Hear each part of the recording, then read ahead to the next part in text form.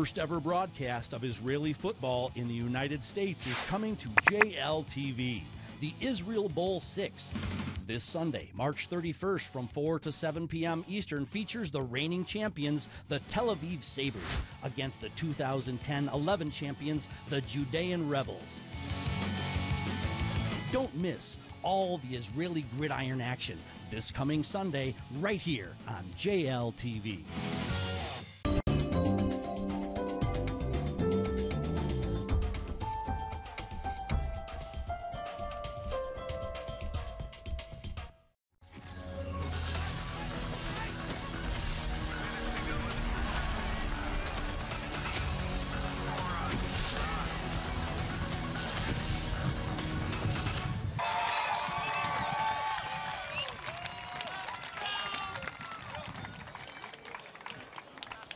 Ball. The head referee for this game will be Roy Friedman. He'll be accompanied by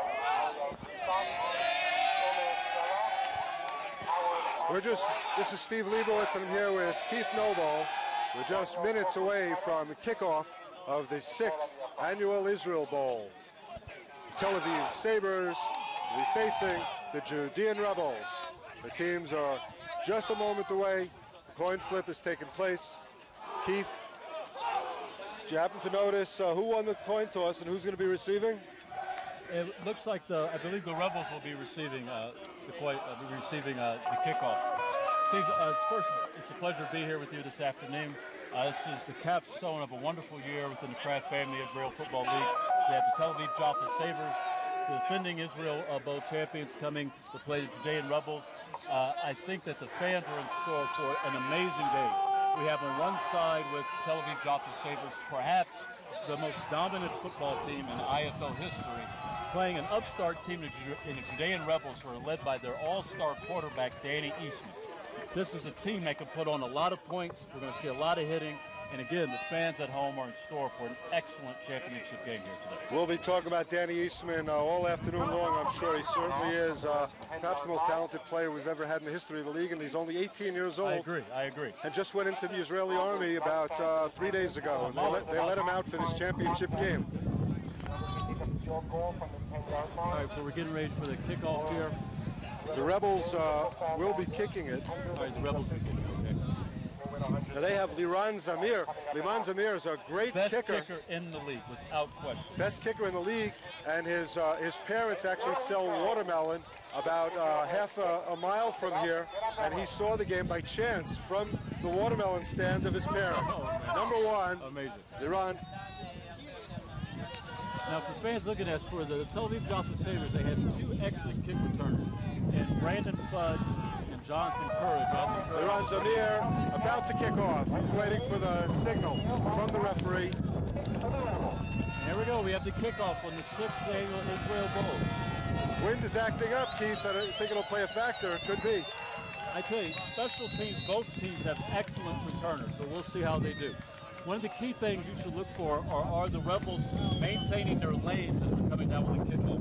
So many times the cutbacks are open because players aren't disciplined in their lane coverage. So let's see how they cover this kick. All right, we have a swift kick out of bounds. And out of bounds, so it'll be a penalty, and it'll come out to the 25-yard line, almost midfield. That's a big, big mistake. Tel Aviv's going to get the ball already in good position. All right, we have the Tel Aviv Sabers. The offense is coming out.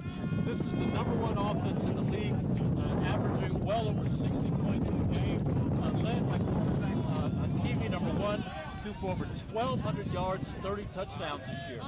Also on the Jaffa Sabres offense, we have Brandon McDougall, arguably one of the best backs in the league.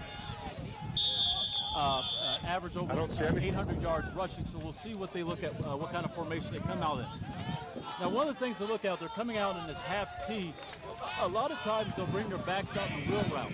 We'll have Corey Zeker coming out and McDougall coming out in those wheel routes. So look to see how the Rebels cover the flex. Adi Hakimi takes the snap. All right, McDougall for There's a run already. About 25 yards from Brandon McDougall. So Brandon McDougall's already started the day. Already. One of the things to look at here in the Kraft family Israeli Football League, on defense, you're always looking for the ends. Can they maintain, contain, getting in that outside lane? And so it's important for the end the linebacker and the cornerback to be on the same page as you see a fast running back in McDougal trying to get to that outside.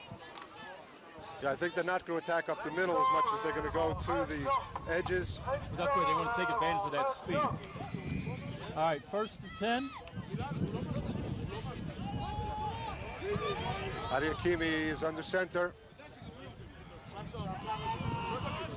Rebels showing blitz. Takes the All right, snap. tall sweep. McDougal running behind Zinker. All right, looks like another first down for Brandon McDougal. He's off to a fast start. I think he might be short of a first down in that, Keith. It's about a 7-8 yard gain. 7-8 yard gain. 2nd and 2. McDougal told me for the start of the game that he really wanted to start off running the bar hard. This is his first IFL championship game. Previously, the last 2 seasons, he played with the Beersheba Black Sword. So this is his first game. He's excited, and he's a player that the Rebels are going to have to focus on. There's a defensive penalty, and that will make it a first down once they remark the ball. All right, They're going to have first down inside the 10. I imagine at about the... Yeah, it looks like they have it. It looks like they may have it at the 11. So close to us. First down and 4. First down and 5. First and 5. Okay.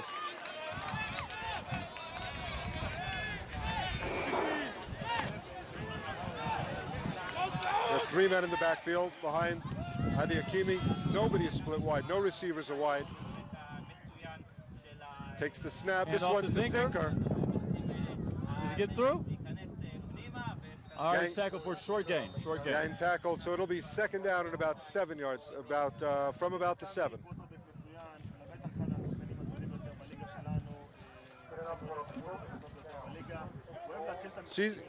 Keith, what do you think about this idea of no receivers split wide? It's all three backs, power running game.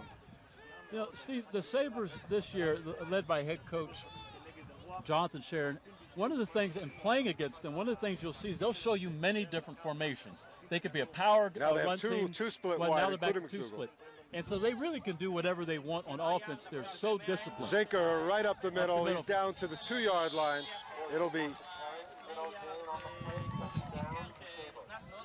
2nd down, a few yards to go. second and goal from the 2. You know, one of the key things that we're looking at with the Rebels in a short distance is that pad length and getting beneath. You really got, if you're playing on that defensive line, you really got to get beneath those offensive linemen and drive them back.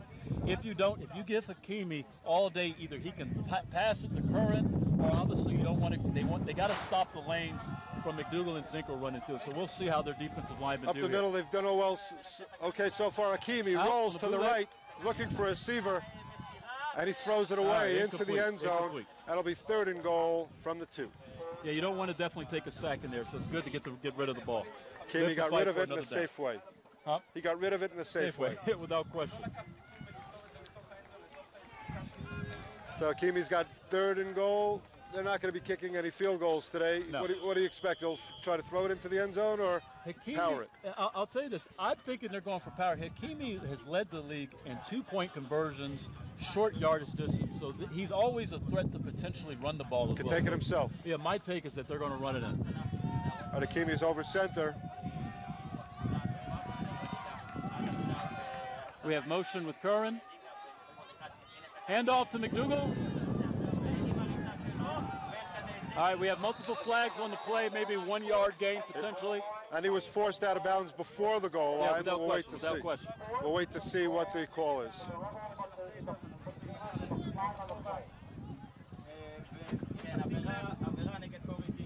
All right, so we'll see what the call is. I didn't see the penalty. Any indication yet? None at this point.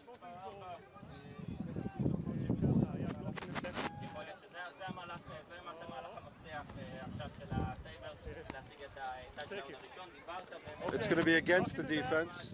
Block in the back. 10-yard penalty. It's a 10-yard penalty. 10-yard penalty. It'll still be 3rd down, but from about the 12-yard line. All right, again, going back to an earlier question, John Sharon, excellent coach.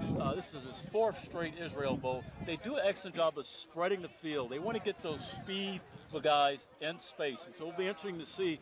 Look for potential reverse here. Look for potential handoff.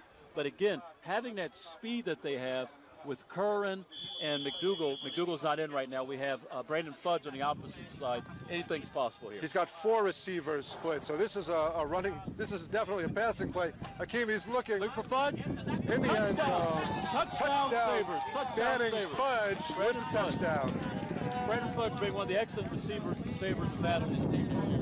Like I said, one of the keys to the Sabres' success, and they're angling to be the first undefeated team in Kraft family IFL history, is the amount of speed that they have on that team. They don't have just one great player, they have several. So Hakimi has several options to go to in the bench, and we see it here with this great pass to Brandon Fudge. And he had plenty of time. Plenty of protection. Had 4 receivers out on that play. Didn't need anyone, any help in the backfield to protect him. Now he's going for the extra point. He's got McDougal behind him.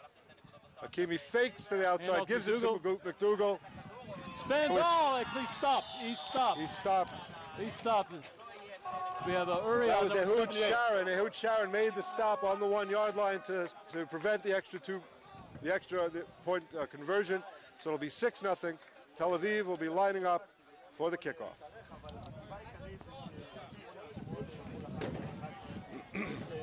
So Keith, what did you see? What did you note in that first drive? Well, one of the key things that first drive is that they wanted to establish Brandon McDougal running early. One of the things, as I previously mentioned, the Rebels are going to have to do a better job at that gap responsibility. You cannot give a back like McDougal a lane, an inch. He'll take it all the way. They have to be more disciplined on that defensive line. All right, Mutty Kraus will be kicking off for the Sabres. It's a short kick, a squib kick. The Rebels are returning. Picked up by James Kine, who's forced out of bounds at close to the 20, at the 20. All right, Steve, so we have the Rebels coming out on offense, and they're led at offense by first-year player, 18-year-old all-star player.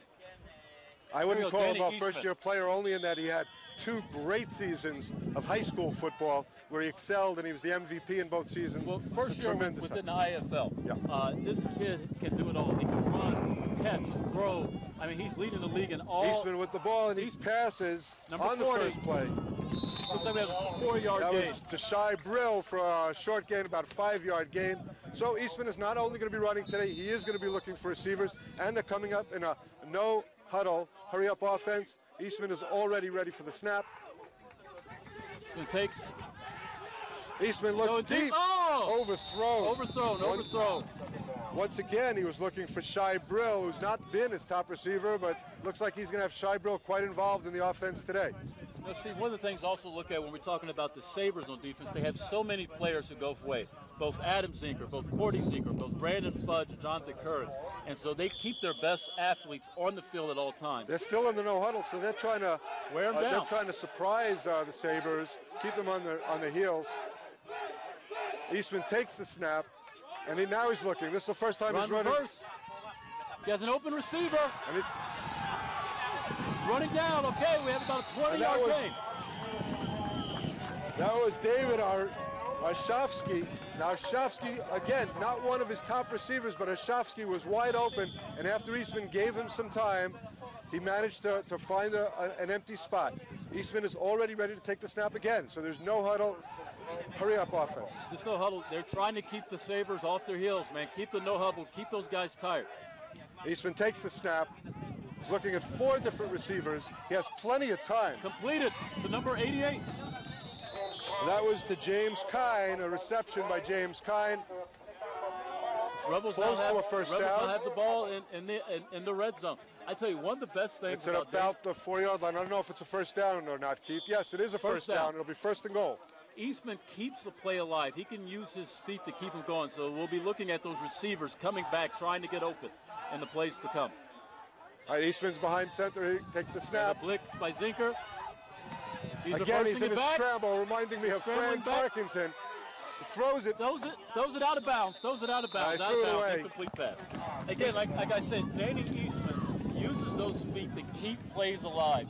It makes him one of the most dangerous players in the league. So if you're looking at this, the receivers, it's critical that they're coming back, giving him an open lane to come back to. On the opposite side with the Sabres, you have to see discipline in their blitzing. They have to do a proper approach. If they come at a bad angle, Danny Eastman will make them pay for it. And they've not really been trying to get to Eastman with blitzes so far. They've tried to contain him, it looks like, not let him run, not let him find a hole and be able to run it toward the end zone. Eastman running right up the middle. How is it in? Run! Touchdown, Danny Eastman. Excellent run by Danny Eastman. Like I said, ladies and gentlemen, this young man can use his legs. He is a weapon. Excellent run by Eastman right up the middle. And he's got a lot more power than people think. Yes. They think he's only about speed. He can also hit the line. Hey, he looked like he was looking to take someone on that run. Yeah, he's not a quarterback that's going to slide. Eastman is ready for the two-point conversion. Once again in the shotgun. He takes the snap. Quick pass, but it was tipped at the line. Not sure who tipped it. I think it was number 41, Adam Zinker. Not sure who got that tip, but that'll mean it's 6-6. 6-6 tie. Hey, one offensive possession for the Rebels, one offensive possession for the Sabres, and we're 6-all. Excellent.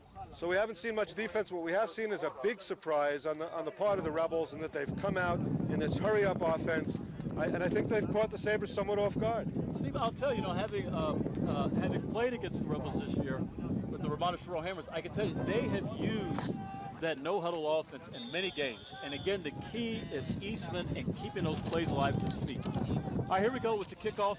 Samir, number 1 for the Rebels, is an excellent kicker. Let's see if he gets a better job at this. Last time he kicked it out of bounds. He's going to look for distance this time.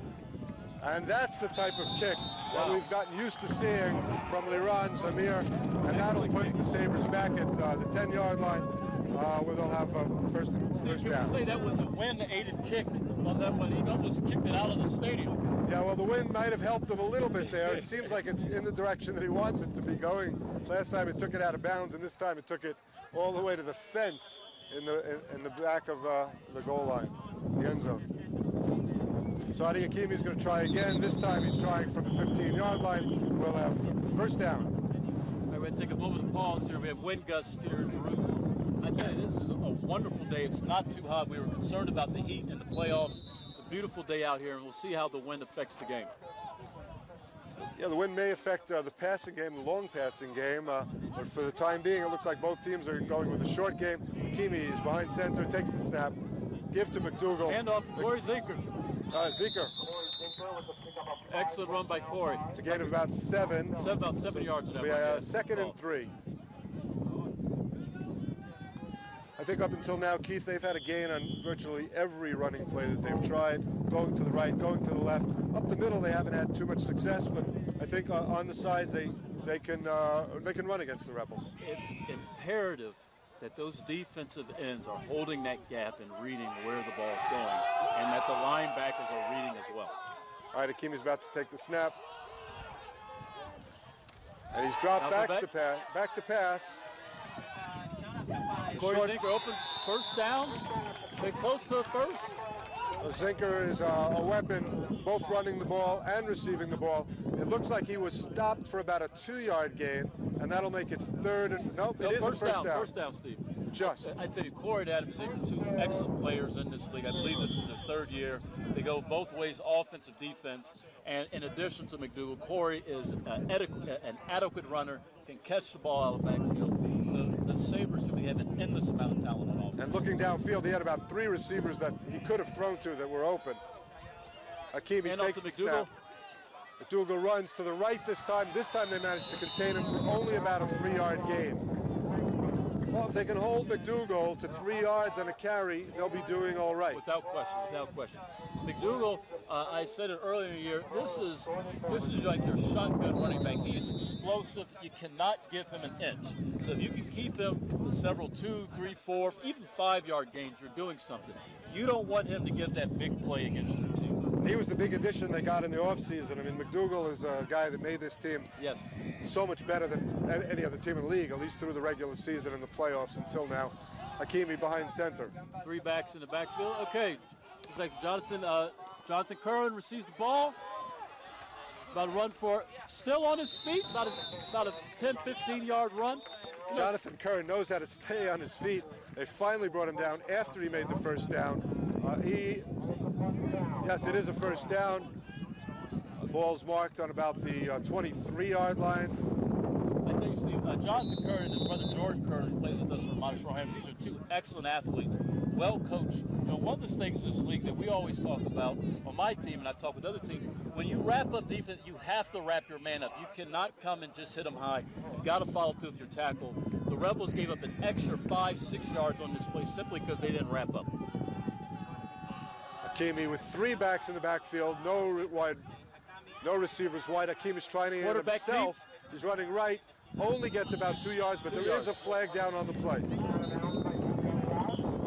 Gained about 2 yards. It might have been, looks like it's going to be against the offense. It may potentially being holding. Let's take a look at this. But yeah, Steve, going back to that point, the Sabres. It is against the defense. Illegal block. That'll take it back 10 yards. Against the offense coming back. Against the offense, it'll be 1st and 20. Yes, Steve, you know, one of the key things with the Sabres, they're so talented. They have over 17 Americans on this team that have played football for years. You cannot give them an inch.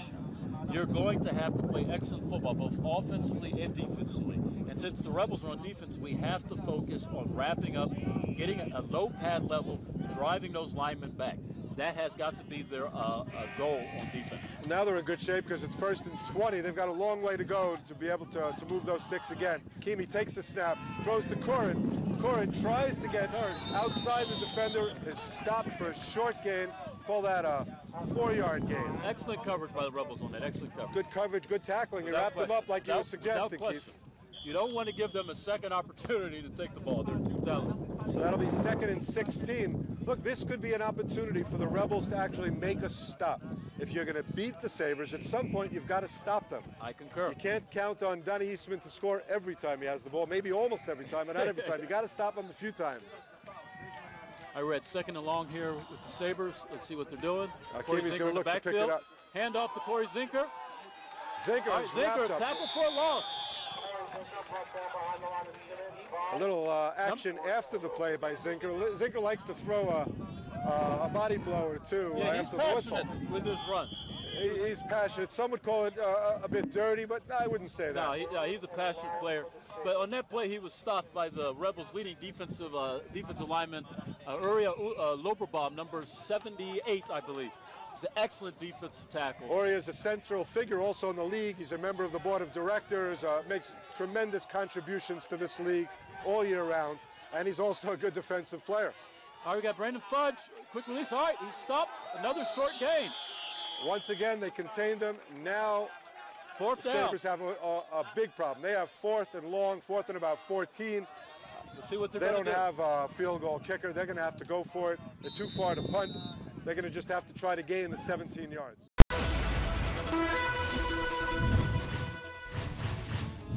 Sugar, or we can put chocolate inside.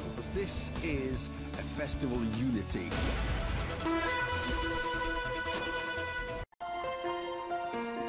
Anywhere else, this would just be another seaside resort.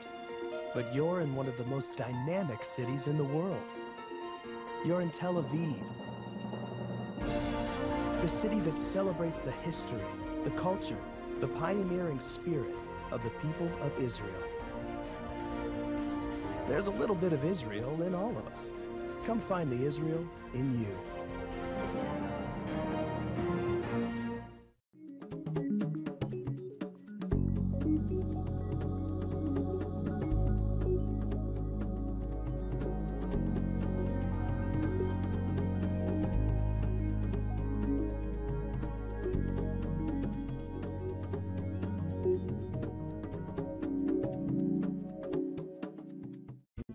We know you love to travel, so travel with us. I invite you to join the JLTV Travel Club today.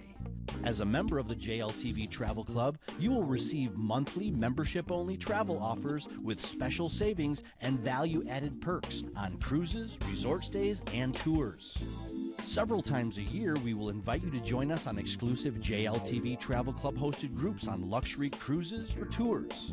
If you join by March 31st, 2013, JLTV Travel Club annual membership, normally $100, is just $60 for you, and it includes your immediate family members. For details and to become a member, visit jltv.tv/travel or call toll-free 855-653-9055 today. JLTV Travel Club. Come with us and see the world.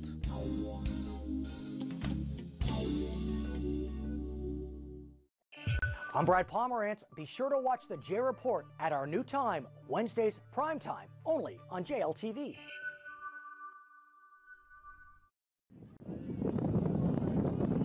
All right, that was an excellent stop by the Rebels today. Like you said, Steve, you're going to have to stop the Sabres if you want to be in this game. You can't just let them score everything. So let's see what they do on this play.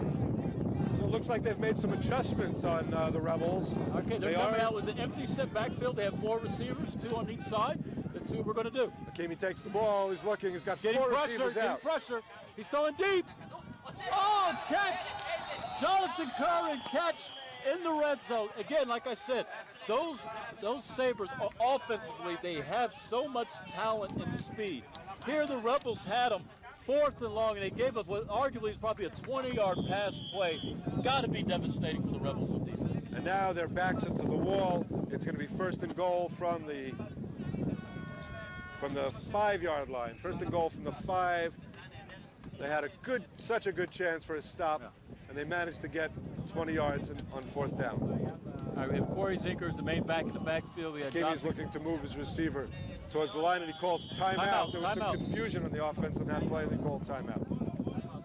Looked like Banning Fudge was lined up in the wrong place, didn't know the play. Akimi decided wisely not to take a chance with 1st and goal, and he called timeout. On defense, as the Rebels, you know, they're in 4th and goal. The Rebels on that defensive line, they have got to get more penetration on Adam Akimi. You cannot allow him to have this much time to allow Brandon Fudge and allow Jonathan Curran to run around untouched in that end zone. You've got to get penetration. You've got to force him to throw a quick pass. On the same end, they also have to be wary, cognizant of Corey Zinker coming up the middle or McDougal if he's put back in. Now, so it's a tall task for these Rebels on defense all day today. And coming back to that play where it was 4th and 17, they had 4 receivers going out. Did they have enough backs to cover it? It looked like they were in some kind of a zone, and they managed to penetrate the zone, found an empty spot, and it was a perfect pass by Akimi. Akimi really with some pinpoint passing. Yeah, Akimi, you know, when you look at Akimi, he's not the fastest guy, but he is elusive. And he's smart. Yeah, the Sabres this year, I believe, gave up the fewest sacks in the league, and so he's tough to get at. So he's tough to bring down, and he is elusive. You're right. He's no Donnie Eastman, but he does stay on his feet. He takes the snap and hands it off to McDougal. Oh, all right, hard hit by the Rebels on McDougal for short gain, if any. That was Eyal Frankfurter. Eyal Frankfurter with the stop, number 58. Excellent stop by the Rebels, excellent stop. They're doing a good job on defense with the exception of that one play on 4th down. They've done well on defense this entire drive. Steve, the Sabres have capitalized on all teams in the league all year on big plays. You want to have them to have a long drive. And so right now, end of the first quarter? End of the first quarter, and it's 6-6. So anyone that was expecting a blowout, well, it didn't happen in the first quarter. No, it's an excellent game so far. We saw both teams moving the ball at will on their first drive. Second drive, it looked as though the Rebels were going to be able to make a stop. Big play by Tel Aviv, kept their drive alive, but they're not blowing the Rebels out at this point. No, I mean the Rebels. They have a good coach, and the coach made some defensive adjustments in that second drive, and now it's looking a lot better for the Rebels, even though they've got their back to the wall on the 4-yard line. But Steve, you know, one of the things also to keep in mind, you know, you've heard us talk a lot about Danny Eastman, but Eastman's playing a lot today. He's playing obviously at quarterback, and he's playing cornerback as well. So the longer that defense is on the field, the more reps, the more tired Danny Eastman's going to get. So we'll see if they can keep him out of the end zone here, but we have to pay attention to that as we move forward in this game. Akimi is behind center. All right, 2nd and goal. Motioning Fudge. McDougal takes the ball up the middle. Hit. Touchdown, touchdown. Touchdown, Brandon McDougal. I'd like to see that again, whether he actually crossed close. the end. That was close, Steve. That could have been called either way, but the ref right there on the sideline called it a touchdown. He was on the spot. He called it in, so it is 12-6. And I apologize that previous play. That was Jonathan Curran going in motion, not Fudge, number 48, going in motion. So Tel Aviv has taken the lead 12-6, and they'll now be attempting the extra point. we should say a 2-point conversion. 2-point conversion. And again, we'll see how close this game stays, but if it is a close game at the end, we'll be talking about that 4th and long from the first quarter. And we may also be talking about these 2-point conversions. Whoever can make more. If it's a high-scoring game, they'll make a big difference. All right, Hakimi open, deep, and incomplete pass. He overthrew his man. He had him. He just overthrew him. That was number 41, Adam Zinker, and he was open. A nice touch pass would have found them, but it's 12-6. So that's 3 extra point attempts, 3 2-point conversions that have failed. And it's 12-6 with 11 minutes and 41 seconds left in the second quarter. And Tel Aviv will be kicking off to the Rebels. Now, one of the things that we're going to have to see when the Rebels take the ball next time, they need more of their playmakers stepping up. They need Matuku, number 44, and some of these other players to step up and have a big game. It cannot be on Eastman's shoulders the entire game to make the plays. All right, we have a kick out of bounds, That kick is out of the end zone. So when you're with the wind, even Mutty Kraus could kick it out of the end zone. Last time he kicked a short squibber for about 15 yards going the other direction into the wind. Now he's kicked it out of the end zone with a little bit of help from the wind.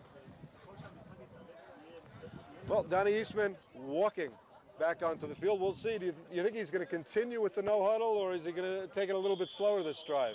That's yet to be determined. I think a no huddle is excellent with the Sabres, but again, the no huddle is part of it. They have to execute. The defense of the Sabres had a lot of time to prepare for this, but we'll see what they do now. And Eastman kept running. alive. Another big run, Danny Eastman. About a 10, 15-yard run. Enough for the first down. It's an 11-yard gain. Danny Eastman is forced out of bounds by number 2, Ryan Michael, but not before he gains 11 yards and has a first down. I tell you, Danny Eastman, and talking to his father earlier today, is just a wonderful kid. But I tell you, he reminds me of a quarterback at my alma mater, The Ohio State University, Braxton Miller. He's just so fast with his legs, uses good moves. The Sabres are going to be full of it all this game, trying to keep him at bay. All right, Eastman is 4 receivers for the Rebels. Motioning number 88.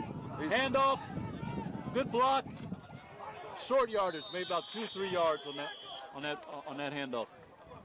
That was number 88, James Kine. That's really the first time we saw Eastman hand it off to one of his running backs and not look either to run himself or to pass. So they don't have much of a running game, but they are going to show it because mix it up, give the Sabres something else to think about.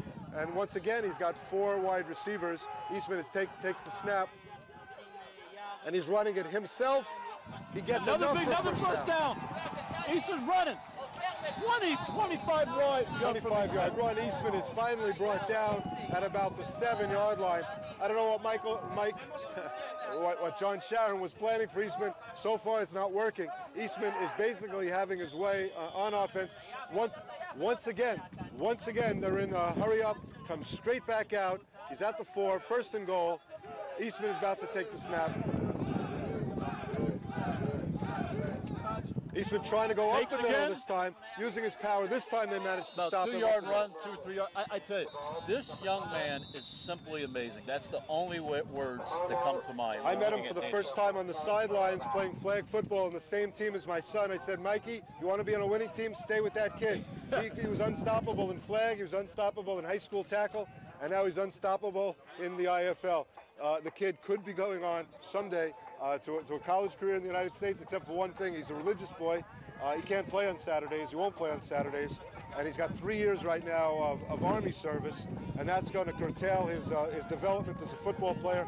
But as a natural athlete, we've not seen a kid like him in this country. I will tell you, Eastman, and ladies, you hear us mentioning him so much, and so much of the Rebels' offense is focused on Eastman. But to see him live, to see him playing against him as a competitor, watching his games, this kid, those legs, those moves, he doesn't have a peer in Israel. And what makes it all the much better for him is that he's such a quality young man. Quality young man, and his dad is a wonderful, wonderful man, and his coach. Avi Eastman is his coach. He's real proud of his son. He's about to take the snap. Eastman is on the 10-yard line. Motioning number 34. Eastman is looking for an open receiver, doesn't find one, the sack. rolls left, rolls Keeps right. alive. Finally, He takes the sack. Number 41, Adam Zinker for a sack on Danny Eastman. That will be 3rd and long. they finally did catch Eastman, and they sacked him, but when Eastman got up from the sack, he smacked the defensive player on the butt, saying, "Good tackle, you got me that time." All the time. He does it all the time. You got me that time, let me see you do it again. Hopefully in the future, Eastman will learn to throw the ball away if it's not there. You can't make every play. And that will be part of his maturation. You know, he didn't transition to quarterback until late in the season. So he's still learning as he goes. In the future, he's so capable of making every play. It looks like we're going to have an equipment change. Looks like Eastman's shirt, his jersey, was ripped, and he's going to have to change the shirt. He's going to be putting on a different number. I imagine we don't have a lot of extra shirts in this on these teams, so I imagine he's going to be wearing someone else's number for the rest of the day. So we see Eastman once again putting back his number 18. His shoulder pads. He's now going to be number 18. And don't make a mistake, friends. When you see number 18 running around, that is not Tani Kramer. That is going to be Danny Eastman. So for the rest of the day, you will see Kramer on the back of the quarterback. Kramer is not playing today, so there won't be much confusion about that. But that's Danny Eastman, number 18 for the rest of the day. Unless they sew it up at halftime, I don't know. His mother's a big fan. She might be here with a sewing kit. We'll see what happens. All right, so 3rd and long. We have goal. We have goal from the 20. And Eastman takes the snap, looking downfield.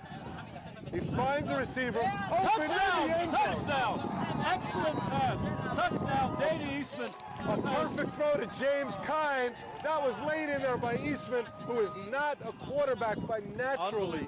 He's learned to throw the ball only this season. He laid it in with the precision of Tom Brady. So yes, fans, Danny Eastman also can throw the ball. Unbelievable, unbelievable. Now they're looking for the lead. Eastman is about to take the snap.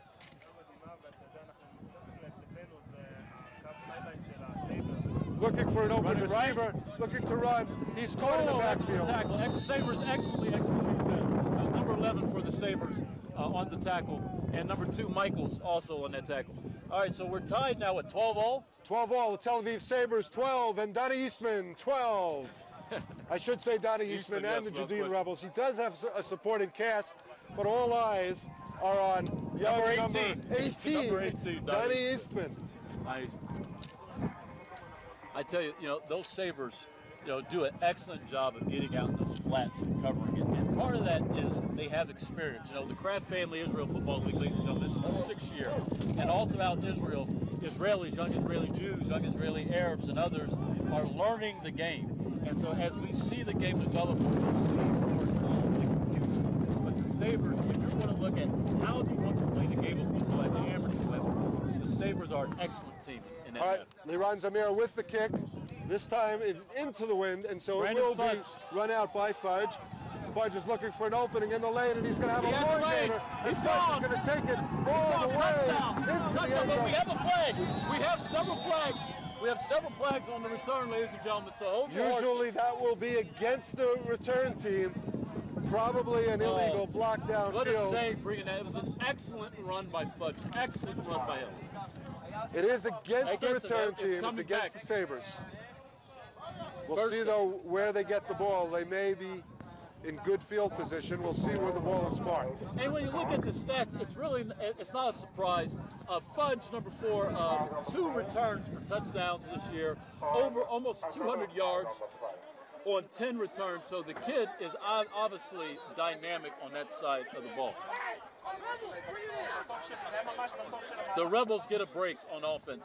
Get a break here on defense, I might say. They get not much of a break, though. It looks like the ball is going to be spotted on the 15-yard line. So the penalty is not going to negate much of the game, it appears.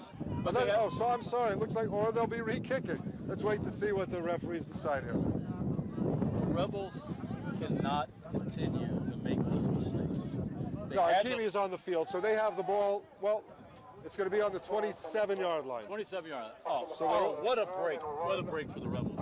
Again, they need to execute a near flawless game. They've maintained, they've kept it. It's a tie game. But special teams is such an important part of the game. And I had mentioned earlier those lanes. They have to run through those lanes and get to the returner if they want to have a chance. And if you make a short field for the Sabres, it could mean a quick you don't need to do them anything. Yeah, he's doing him favors. Hakimi's ready to take the snap. He's looking for a receiver downfield, but he's throws it away. Excellent. Live for another day. Excellent play. He was out of the pocket, so it's not a penalty, Keith. He had to throw it away. He had no one open that time. It was good defense by the Rebels. You know, sometimes the plays you don't make are some of the best. You're not forcing in an interception, and that's something that Eastman and other quarterbacks in this league are going to have to learn. You take what the defense gives you. If there's not a play there, get rid of it. Throw the ball away. Throw it away. That's what Hakimi did. Come back to make the gain on the next play. All right, second down here. McDougal's in the game. McDougal and Corey Zinker. One of the things to look at when they're in this half T formation is that wheel route out of the back. Zinker takes the ball, has a lane. Once again, they managed to contain him for only about 5-6 yards. So it'll be 3rd and 4. You know, Steve, 3rd and 4. I'm going to keep preaching this the rest of the game. If that defensive line of the Rebels is not getting penetration, you want to engage the back in the offensive backfield. You can't allow your safeties and the cornerbacks being the first one to hit the back. Now, in that particular play, they didn't get much yards, but Zinker is a big boy. You want to get a hand. Those defensive tackles and ends have got to do a better job. You're absolutely right, Keith. At least, though, they're tackling now. Once they get to the runner, they're bringing them down. And McDougal takes the snap. It's a double reverse. Reverse. Jonathan Curran. Jonathan Curran is into the end zone for a touchdown. Touchdown on the trick play by the Sabres. And you know, we don't see all that much in trick plays from John Sharon, but he has them in his arsenal, and he decided to go for it in that spot.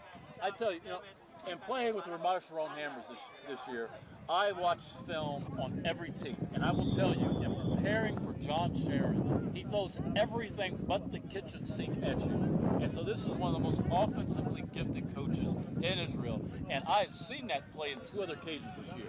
So the Sabres, once again showing you that execution, both on the offensive and defensive sides of the ball. All right, so we're now at 18-12, the 4th attempt at an extra point. This one to McDougal, and he's stopped once again. So we have 4 straight extra points that have been stopped. Have we converted a 2-point conversion? No, not yet. All 4 have failed. So we're at 18-12. 4 Sixers for the teams up until now. 5 Sixers, 5 touchdowns until now without a conversion. 18-12, and once again, the Sabres will be kicking off, and you know what that means? We're about to see Donnie Eastman again. Yes, we are. All right, this is Matuku, number 44, is back again for the Rebels. You know, he is a really fast player. He has some good... 44 is not in my roster. Happen to know his name, Keith? Matuku.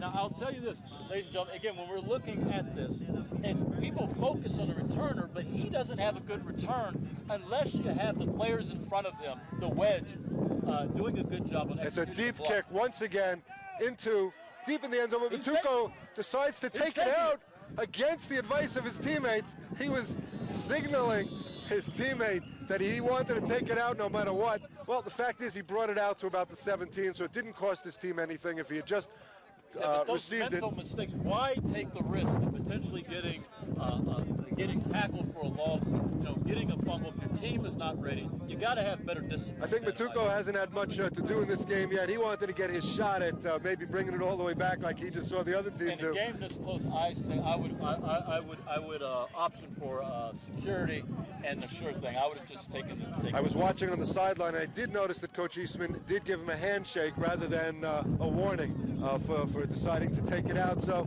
maybe Eastman said, "I want you to bring it out, son, no matter what happens. If you catch it, you run it out, man." That would be a Coach Eastman type of thing to say. Was there a penalty of some kind? Looks like they're getting some extra yardage on this. Taking it out past the 20. up to the 25, so there was a 10-yard penalty against Tel Aviv. I'm not exactly sure what the penalty call was, but it was against the Sabres. Donnie Eastman ready to go in number 18, which is not his jersey. His jersey was ripped, so get used to watching Donnie Eastman in number 18. That time Eastman was sacked. It was a blitz by the Sabres. Everyone came.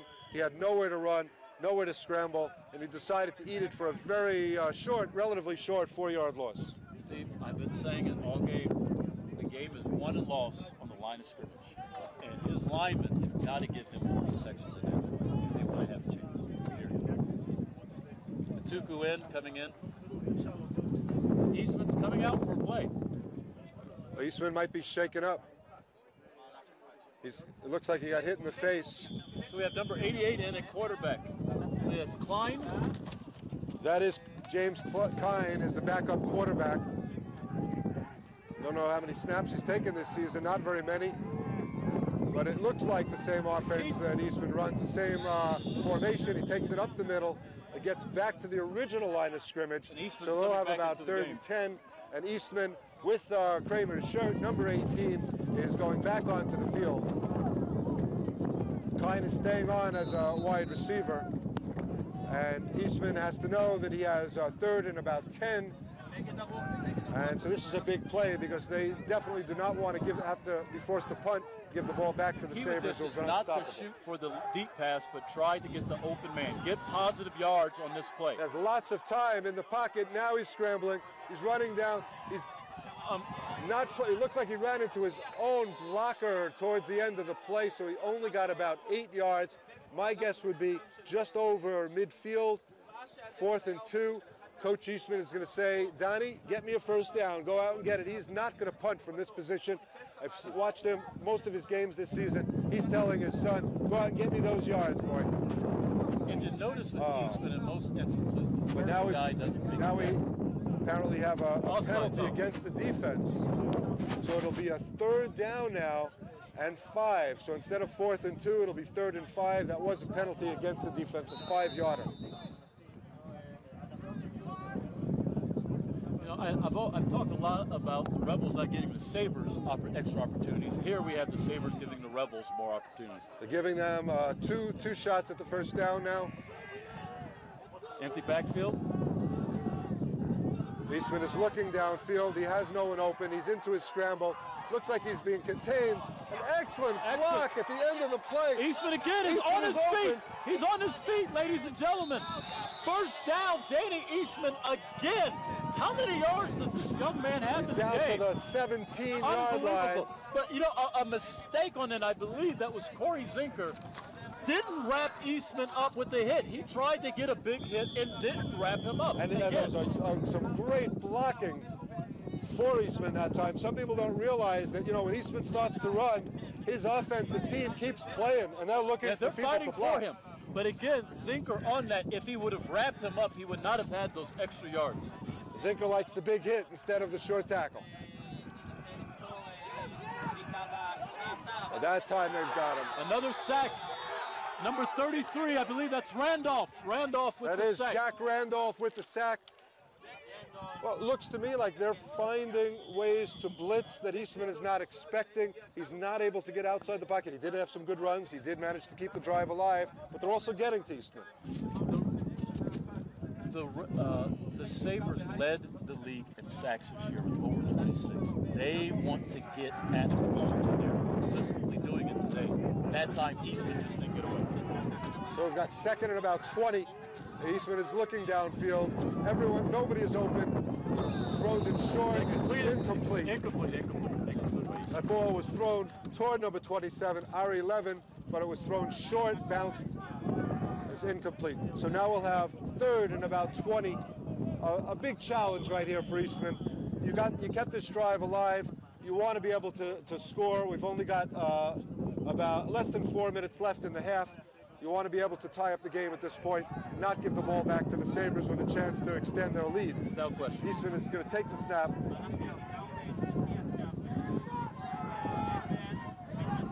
Snap. He's looking downfield. He's got a man deep. No. That was a case of the wind holding up the ball. Eastman, a very, very strong wind. That's like throwing into a mini hurricane here at Kraft Stadium. He's got to take the ball and run. He's got to know the wind at that point. And we talked about, would the weather be a factor? You just saw it on that play. The Rebels are lucky that the Sabres didn't get an interception on that last play. We have a timeout here, Keith. What would you do? You've got a tough decision. You've got 4th down and 20 from just after midfield from about the 27. You could punt and try to pin the Sabres back inside their own 10 or 5 or near their own goal line and make them really work the next drive. You could try for a first down, but again, you've got to get 20 yards. What do you do, Keith? Steve, I'll tell you this. I'm liberal in my politics and conservative in my coaching. I say if you get a chance, punt the ball. Why risk it? Why give the Sabres the ball close to midfield with 3 minutes left? You've been able to stop the Sabres before. Don't risk it. What if he gets a sack, he fumbles the ball? What if there's an interception? It could be the play of the game. Liberal politics, so I guess you're happy that we had President Obama visiting just now. He's in the country as we're playing this game. Don't get me started on that visit. What an excellent visit by U.S. President Barack Obama. And Eastman is looking for his 20 yards. No punting for this team. Settling down a little bit. Eastman punts it himself. He punts it. That was a surprise. The Rebels are just trying to get out of the way. Which way is the ball going to bounce? Excellent punt. Excellent punt. Although not many yards, it's on about the 15, so it's a total gain of about 12 yards. It looks like Coach Eastman is a man after my own heart. Excellent call. He played it conservatively. But the punt could have been a bit better. Well, it could have been, but at the end of the day, you didn't give up the big play. You know, you want to score on every play when you're the Rebels. But again, this is why I highlight specifically on defense. The Rebels need stops, and they have to get in the Sabres' offensive backfield if they want to give Eastman the space that he needs. Well, we're at a key point in the game right now, Keith, because the Sabres have an opportunity to take a 2-touchdown lead. Without question. And that would be a disaster for the Rebels heading into halftime. And the Rebels will be getting the ball on the opposite end of the half, so you want to stop them here. And Hakimi takes the snap, looking downfield. Deep. He has Curran open. And Curran is fighting off tacklers and is finally taken out of bounds at the 20-yard line. And got an extra 5 or 6 yards after contact. Excellent pass by Hakimi in bad weather to Jonathan Curran. And I believe Curran was the MVP of the championship game last year, if I'm correct. Yeah, Curran is a tremendous player. As you said, well coached. He is of American background. I think there are 2 Currans actually playing on this team, 2 brothers, and they're both great players. One is a quarterback in the league. Jordan Curran plays with us in Vermont. That's right. So he's not a tremendous player. Yes, he is. I think he'll be one of our great quarterbacks in the years to come. Without question. And Hakimi looking hand off to Zinker, reverse to Zinker. Excellent play by the Rebels. Excellent. No gain. Excellent play. They read that. You know, one of the things with the Sabres and trying to and scouting them, a lot of times if Corey Zinker is out in the flat, still do that reverse to. So kudos to the Rebels for recognizing that and making a tackle for no gain. I don't believe it was a loss, but definitely a tackle for no gain. At the line of scrimmage, 2nd down. It was a very tough play to see, to diagnose, to see where the ball was on that reverse. They played it really well, better than I expected for the Rebels. I would have thought that would be the type of play that would take the Sabres into the end zone. So we have a timeout now. This is a key series. We have 2nd and 10 with just 2 minutes left in the half. If you stop the Sabres now, most likely they won't be getting the ball back again. You'll have a chance perhaps to have Donnie Eastman try to tie the score. And if not, if they are able to score here, that would be a 2-touchdown lead, and that would be very tough for them to come back from. But nonetheless, still a close game. You know, the Sabres have been blowing people out the entire year. In fact, they had one game this year where they scored 100 points on one of the expansion teams in the league, the Rehovot Silverbacks. So the idea, if you had told me 2 minutes to go in the first half and we're at 18-12, it's credit to Eastman, credit to the Rebels on an excellent play up to now. So as we're waiting for the timeout, we'll see what comes out here in a couple minutes, ladies and gentlemen.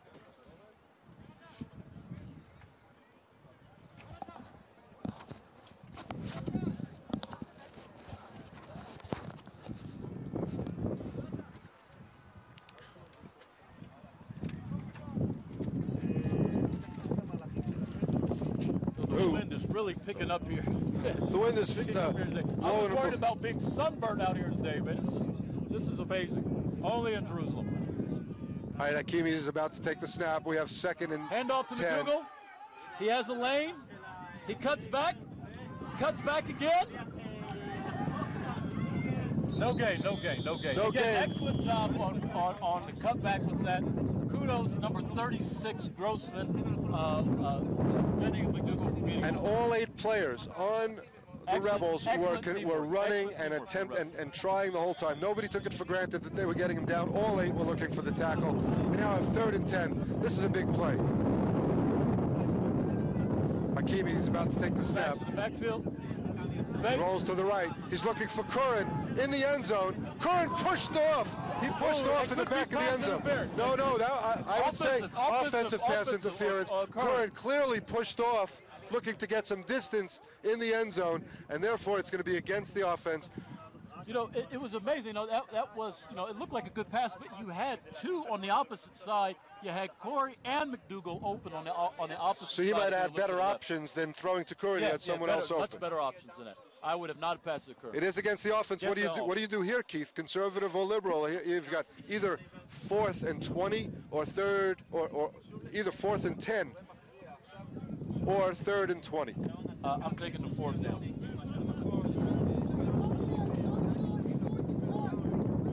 Penalty is declined. They're taking your advice, Keith. 4th and 10 you don't want to from give the these 20-yard line. More opportunities to get in that end zone. This could be the play of the half. Again, we have 4th and long. We'll see if the Rebels are able to do 2 things. One, you want to contain those gaps on the outside, and you've got to stick with the receivers if you're in the defensive backfield. And it looks like they have Danny Eastman playing safety. So again, ladies and gentlemen, he's going both ways here. Those corners and Eastman at safety are going to have to keep the Sabre receivers in front of them. Right, on a big play like this, Coach Eastman will put his own son in as the safety. He can read the field well. 4 receivers. Coming in with the blitz. Coming with the blitz. Will they get him? He throws it. Touchdown! There are penalty flags down on the play. There are penalty flags. 2 flags down. If it holds, it's touchdown Sabres. That was quite the play. It sure looked as though he was about to be sacked. It may be holding against Tel Aviv. It may be holding against the defense for that matter. I tell you, it is amazing, Hakimi. First down, Rebels. First down, a break again. I think the call was that he threw the ball after crossing the line of scrimmage. He passed the line of scrimmage. He passed the line of scrimmage, illegal pass. So it is 4th down. So the touchdown is nullified. The Rebels have made a stop against the Sabres, and they have just over a minute left to go until halftime. At this point, what do you do, Keith? You try to drive Number from your 1 own offense. It'll be the loss of down. First down, Rebels. What an amazing opportunity from the 20. He has got a minute to try to score and tie up the game. Do you play it conservatively and just run out the half? No, you got to go. You got to go for it. And what you will likely see is number 18, Danny Eastman, running the ball as he's been doing all game. And if you look at this Rebel sideline, they are pumped up. They are in this game. They are not afraid of the Sabres. And Eastman takes the ball, looking for a space. He is running to the right, and he stopped for no gain. There is a penalty flag on the play. Penalty on the play. You got to run that out of bounds. At this point, though, if it'll be 2nd down from your own 19-yard line and only 49 seconds to go, it could be, and also going into the wind, it could be that they may decide at some point to just run out the clock. They're getting the ball back in the second half. They're getting the ball back. And obviously they got a moral victory there, keeping them at bay on that last play. But if you are going to run the ball, Coach Eastman and son Danny, they've got to get out of bounds. Don't allow the clock to run down. So it'll be 2nd down from the 20. And probably the safest play they can have, Keith, is give the ball to Danny Eastman and let him run. I agree with you wholeheartedly. Look, Steve, the Rebels' offense is not that difficult to give. Eastman left, Eastman right, Eastman up the middle. And Eastman pass when he's got somebody open, if he's not passing into the wind, because into the wind, but in this he wind, have you a don't hard want time. to throw that ball. Eastman is looking to throw. He throws it into the ground. Run the ball, coach, run the ball. Yeah, he should have looked to run the ball because then you keep the clock moving. Exactly. Now you've got third down with 38 seconds left. The last thing you want to do is give the Sabres back the ball this half. In addition, and think about it, if they're forced to kick the ball, they're kicking into the wind. Into the wind, he won't gain many yards. And at that point, you'll give the Sabres a chance to get that score they didn't get earlier, and that would be a big shame for the Rebels. At least they could have gone in with only a 6-point deficit. You don't want to give the ball back. We've got 3rd and 10. I would see him staying on the ground. Again, I'd say stay on the ground. The wind is affecting this game.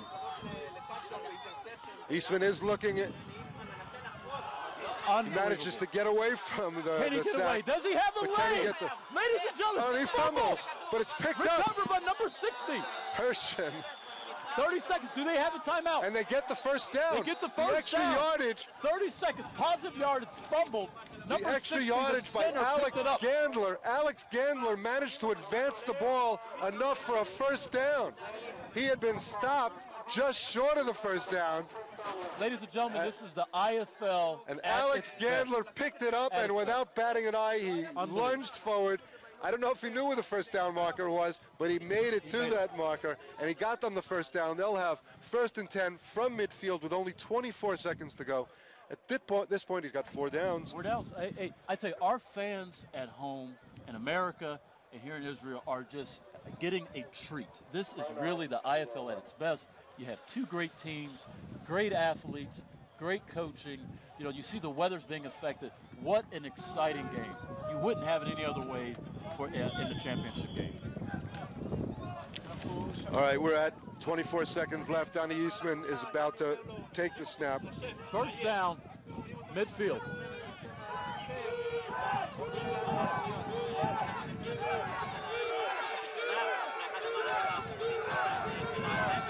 Eastman takes the snap. He's running up the middle. He's running. About 8-9 yards. 8 or 9 yards, but the clock is running. 17. And they don't have 16, any 15, timeouts. 14, They're looking to get a snap 12, off. You got to down it. 11 seconds, 10. 9. Eastman takes the snap. Down the ball, 7 seconds left. 7 seconds left, so he will have 1 shot, maybe even 2 shots into the end zone. Here again, we talked about, is the weather going to be a factor? He may have likely one play, potentially 2. If there's a strong wind gust and he's throwing, that could affect the pass. Yeah, it'll be tough. He's got 20 yards to gain. It'll be tough to get it into the end zone with this wind, but maybe the wind will be good. No, the wind is blowing up again. It's picking up again. Jerusalem is in these mountains, and so at any time these wind gusts can come up. We're also in kind of sharav conditions, which means it's kind of a sandstorm weather today. So that sandstorm is blowing up. You can probably see it on your TV screens. The sand is in the air.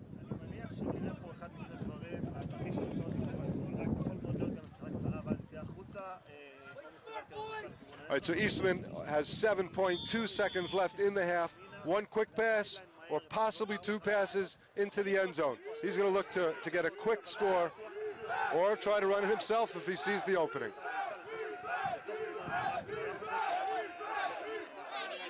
Eastman looks to the outside, nearly intercepted. Yeah. Poorly thrown ball. On the coverage on but that. He does have time for one more play. One more play in the half.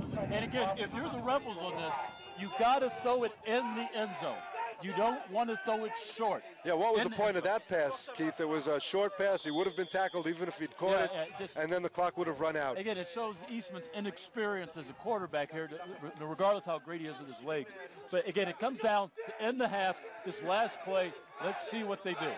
All right, 3.5 seconds on left. The right. Oh, he stays up.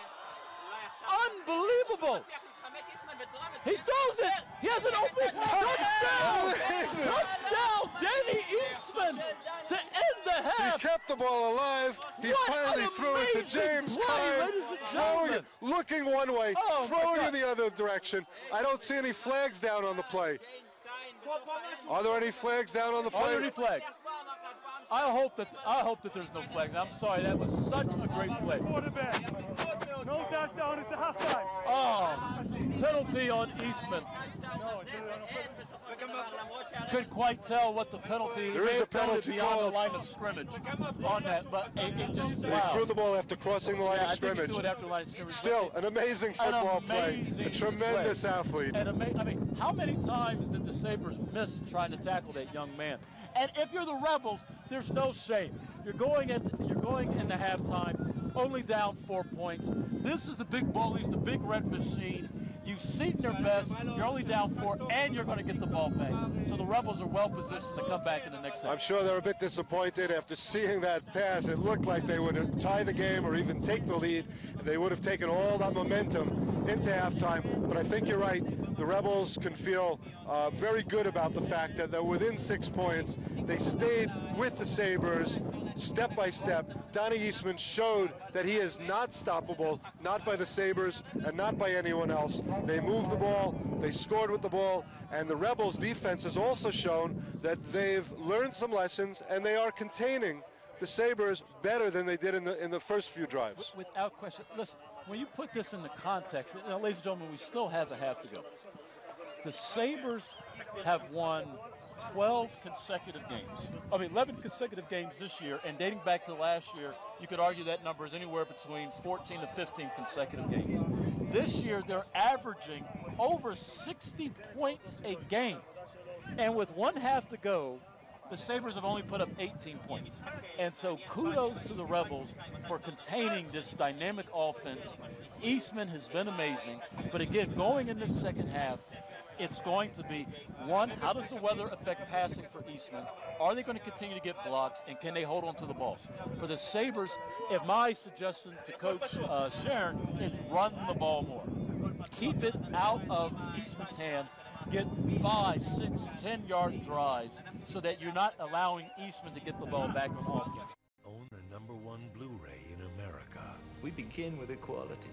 That's justice. Including bonus features with director Steven Spielberg. Bring home the movie to share with your whole family. Lincoln on Blu-ray Combo Pack and HD Digital.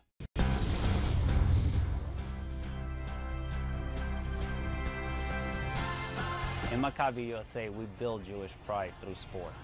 Participating gives you an opportunity, perhaps one that you'll never have as an athlete. It might be the highest accolade that you can achieve is by going to the Maccabi Games, and that's something that you need to experience for yourself. It's not only about the competition, it's about the whole experience from day one to the last day. It was such an amazing experience, and every day was worth it. I would recommend to everybody. I think that it's important, if you're an athlete and you're Jewish and you're good enough, you should go to the Maccabi Games and compete. It's an experience you'll take away with a lifetime of memories.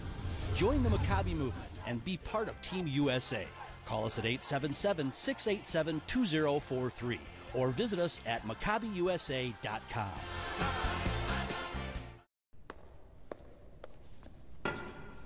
She gon' maintain a spot, but the devil trying to come in and change the plot.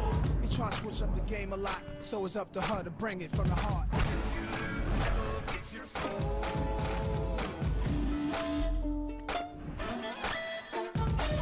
Opened up his case and he said, I'll start this show. Opened up his case and he said, I'll start this show.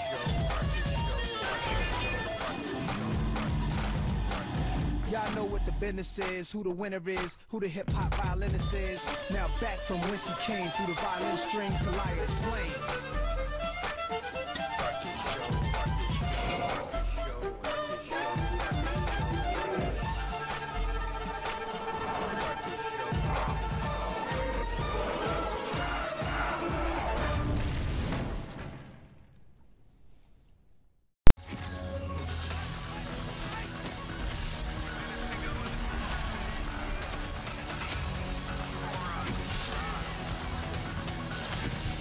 Having some trouble with the ball on the tee. In fact, they're having to hold the ball so that it won't blow off the tee. Kraus is kicking. Matuko is back in the back of the end zone. That one is too far for him to handle. The ball is out of the end zone. All right, so the Rebels will take it on the 15. On the 15 for the Rebels. And once again, we'll see Donnie Eastman. And I'll just remind the audience, don't be confused. Eastman, his jersey was ripped early in the first quarter. He's wearing number 18 instead of his familiar number 20. Okay, so they're going for another empty set. Again, that's no running back in the backfield. And no huddle. They came right out there ready to play. Well. Zinker showing blitz. They're coming through a blitz. Eastman. He gets rid of it. About a 5-6 yard completion. That was again James Kine. James Kine, number 88. James Kine with a 5-yard gain. That's about his 4th reception today. And Kine would have even had a better game if they had counted that touchdown in the last play. And I'll tell you, people that have seen those replays, that was very, very close to being a touchdown. A spectacular play it would have been. Eastman is looking over the field. He's got 4 wide receivers to choose from. Blitz again by the Sabres. He weathers it again. Runs it up the middle this time. He's short of a first down. Another missed tackle by Randolph, number 33. It's amazing how mercurial Eastman is in avoiding that first tackle. Again, keeps the play alive. We'll see what the yardage is now. Yeah, and inevitably, Ryan Michael, one of the safeties, is one of the first guys to get to Eastman. He's actually quick enough to try to get a hold of him. And then I noticed that the two of them have a lot of respect for each other after the play.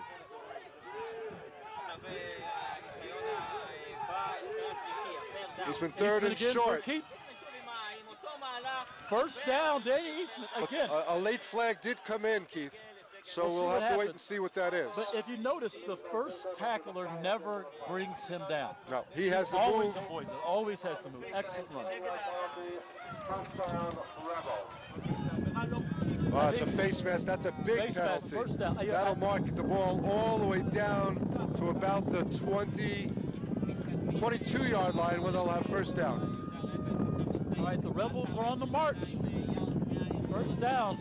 Let's see what happens from here. I tell you, no. Steve, Danny Eastman does everything in this league but president of AFI, so you got to watch out. I mean, he's so multitasking. I'll tell you something, he could do that too. We'll see what he can do. That kid is multi-talented. He's on our national flag football team. He was on the national men's team that is number 5 in the world currently. Wow. I don't know if our viewers are aware, the Flag World Championship of 2014, the World Championship will be held right here in Israel in June of next year. And we hope that Donnie Eastman will be out of the Army and able to play in that. Really speaks to just how big the football roots are taking hold here in the center of Jerusalem and Israel writ large. Eastman has a first down from about the 21-yard line. He's looking for receivers, and now he's scrambling, the familiar scramble, and he finds Ashovsky. Ashovsky, number 83. Small yards gain. You know, I'm going to tell you something right now, and this is something Coach Sharon is going to have to consider. They are blitzing too much. They have gotten away with it for 11 and now in the 12th game this year.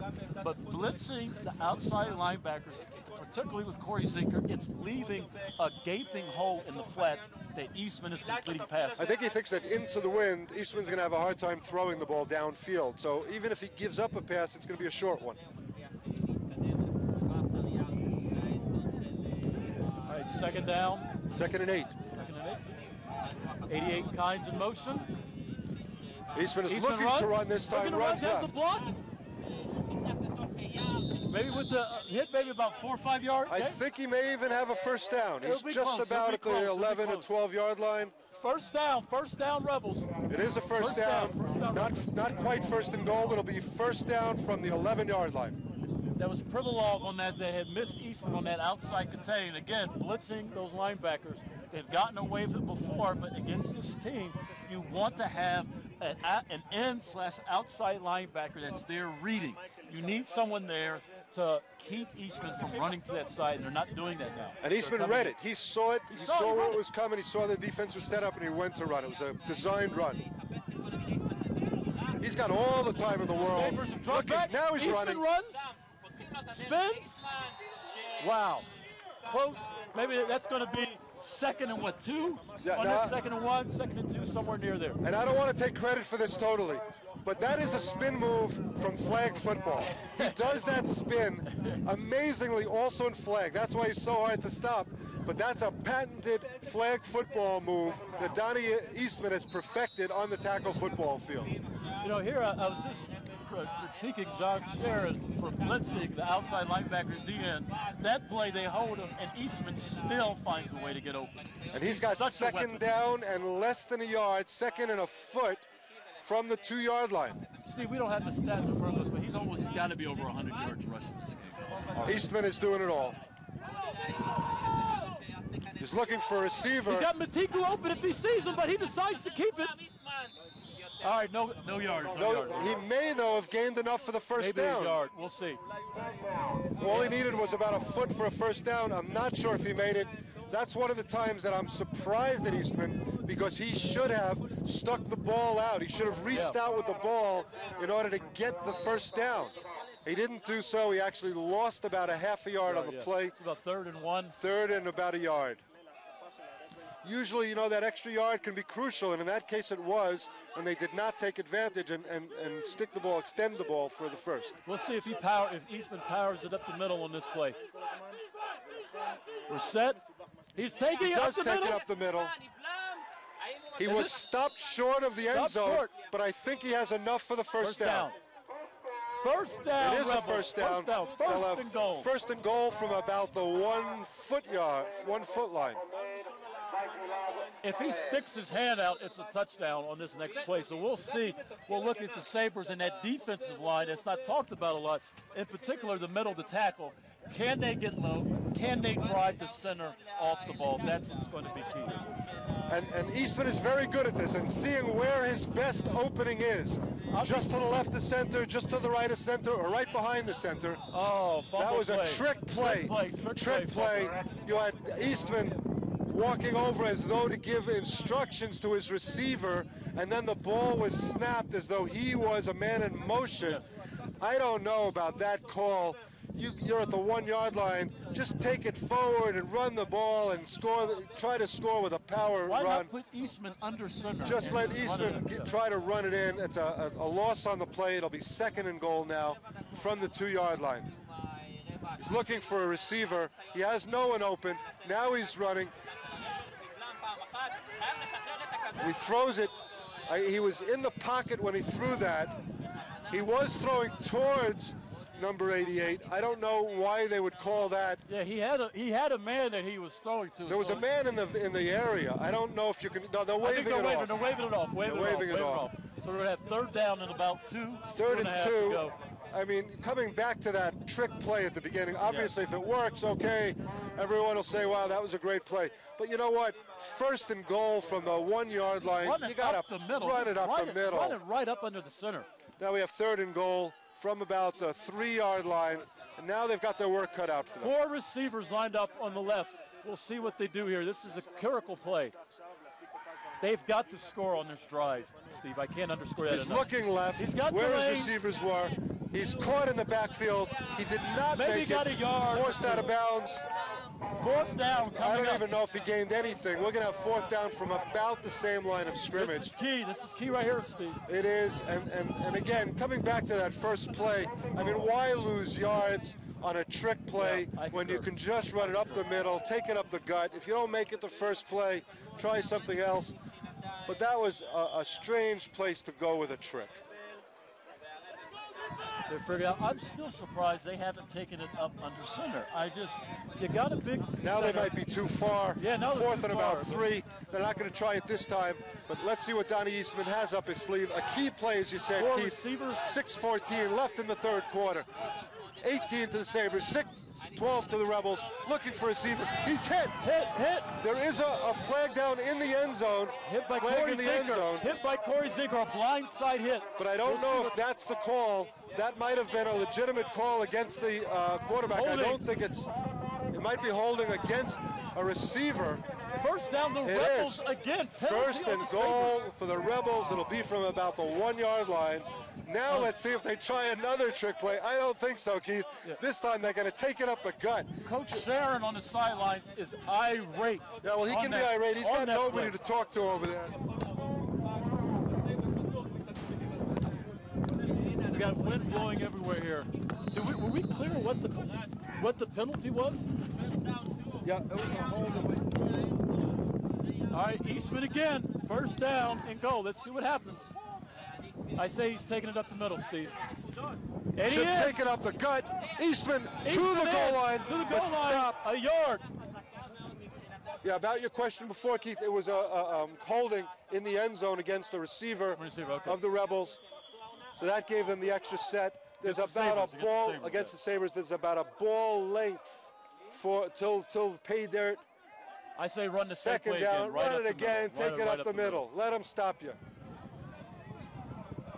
Here we go, second down, second and goal. But again, Eastman is taking a shotgun approach instead of taking it direct from the quarterback. So he's going to have to run 2-3 yards to get to the end zone. He does. He's trying to force it. He's in for a touchdown. He's in. Tie game. Tie game. 18 all. Tel Aviv Sabres 18. Donnie Eastman and the Judean Rebels 18.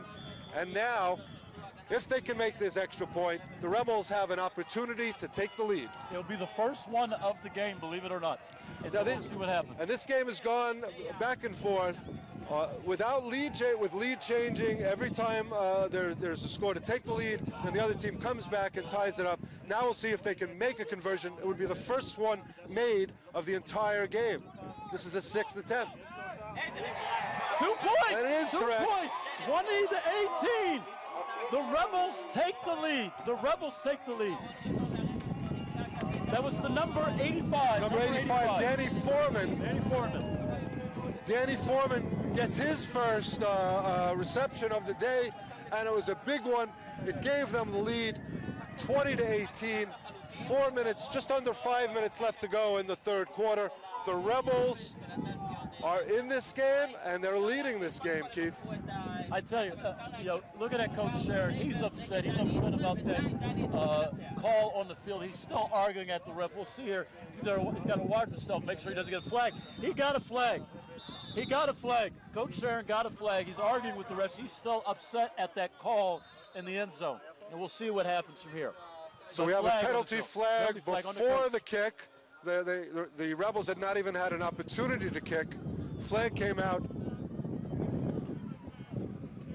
It is a penalty against the Sabres bench. It's a 10-yard penalty. And I'll tell you, that's a big deal because they're kicking into the wind. The Sabres could have had very, very good field position. And instead of kicking from their own 10, Zamir is now going to be kicking from the 20. That'll help them to get it into the end zone. Yeah, I'll be highly doubtful if the Sabres are able to return this, given where the placement of the ball is. It'll also be interesting to see if they try a squib kick of some kind, but I think they're going to kick it deep into the end zone. We'll see. And here is the kick. It is into the end zone and out of the end zone. And I'll tell you what, you can chalk that one up to John Sharon and the Sabres bench for misbehaving or for, I don't know, arguing with the referees. Coach, as we know, Coach Sharon is a great coach. He's taken his team to an unbeaten season. He also has a bit of a temper. He thought something went against him. He had some words, and the refs decided to make the call. Football is a game of passion. I understand that he's upset, but you have to move on to the next play. In any given game, any given, in this case Friday, anything can happen, but you got to keep your composure and get your troops rallied to move forward. In this instance, it cost them 10 yards, but we'll see if the Rebels on defense are able to capitalize on the lack of return on this is a very important drive, Keith, because Hakimi now sees himself trailing for the first time in the day. He's got to keep his mind focused on his game plan. He's got to look for, as you said before, go back to your basic running game and try to grind out the yards and take your team back into the lead. You have McDougal, one of the best backs in the league, over 20 touchdowns, run the ball. And he does give it to McDougal, but they're ready for him. They got in that backfield. Uriah, Luba bomb. He got the Luba bomb, number 78 for the big play. Loss of yards. They drove him back. They even pried the ball out of his hands, but it was after the whistle had blown. Forward motion. Forward motion, it stopped them. We've got second and about 14 now. Yes, second and 14. And Keith, I think it was something you were talking about before. They got the running back in his own backfield. Yes, without question. The game is won and lost on that defensive line, and they need Uriah and the other defensive linemen to get that penetration in the backfield. You have trips with the Sabres, throwing to Jonathan Curran. He's got a yard. He breaks 2 tackles, 3 tackles, 4 tackles. Unbelievable. Touchdown. Touchdown, Sabres. What a great play by Jonathan Curran. Breaks 4 or 5 tackles in for a touchdown. It was a simple pass to the flats. They take it back. Again, we talked about this before, Steve. the Sabres make their money off big plays. Hurry up, two-point conversion, an 8-point turnaround in a matter There is a of flag on the play. I think it's against the defense that was late in getting its players out onto the field. They had a player that was actually in the Sabres, that quick, you had that momentum simply because of poor execution from the Rebels on defense. Yeah, I'm surprised that play got off so quickly as it did. Usually the referees, after a score, it takes them a little bit of time to remark the play because there was a long gainer that got them to the end zone. Excellent play on the Sabres. You take advantage of it. If the ball's in play, you take advantage. The Rebels weren't ready. They had a player injured on defense. They had to make changes. The defense did not get a player on the field, and he was still running towards the line of scrimmage when the ball was snapped. Steve, going back to the touchdown by Curran, you have to wrap up. You have to wrap up. You cannot arm tackle in this or any other league. And that kick by Kraus is out of the end zone. And just to recap, the score now is 26 to the Sabres, Tel Aviv Yafo Sabres 26, the Judean Rebels 20. So this game is wide open. We have 3 minutes and 18 seconds left in the third quarter. We're treated once again to see Danny Kramer. For those that are just joining us now, take note. It says Kramer on the back of his jersey, but that is Danny Eastman, number 18, wearing a different shirt because his shirt was ripped early in the game. So we refer to Danny Eastman. We're not getting the name wrong. Eastman with the snap. Let's again. Number 41, Adam Zinker. Well, that's one time that the offensive line just broke down, and Eastman's lucky he didn't step back a little bit more. It would have been a safety. Now they've got their work cut out for them. They're at second down and about 18 from their own 2-yard line. So they've got a long way to go. And Eastman's got to be careful now not to be caught in his own end zone.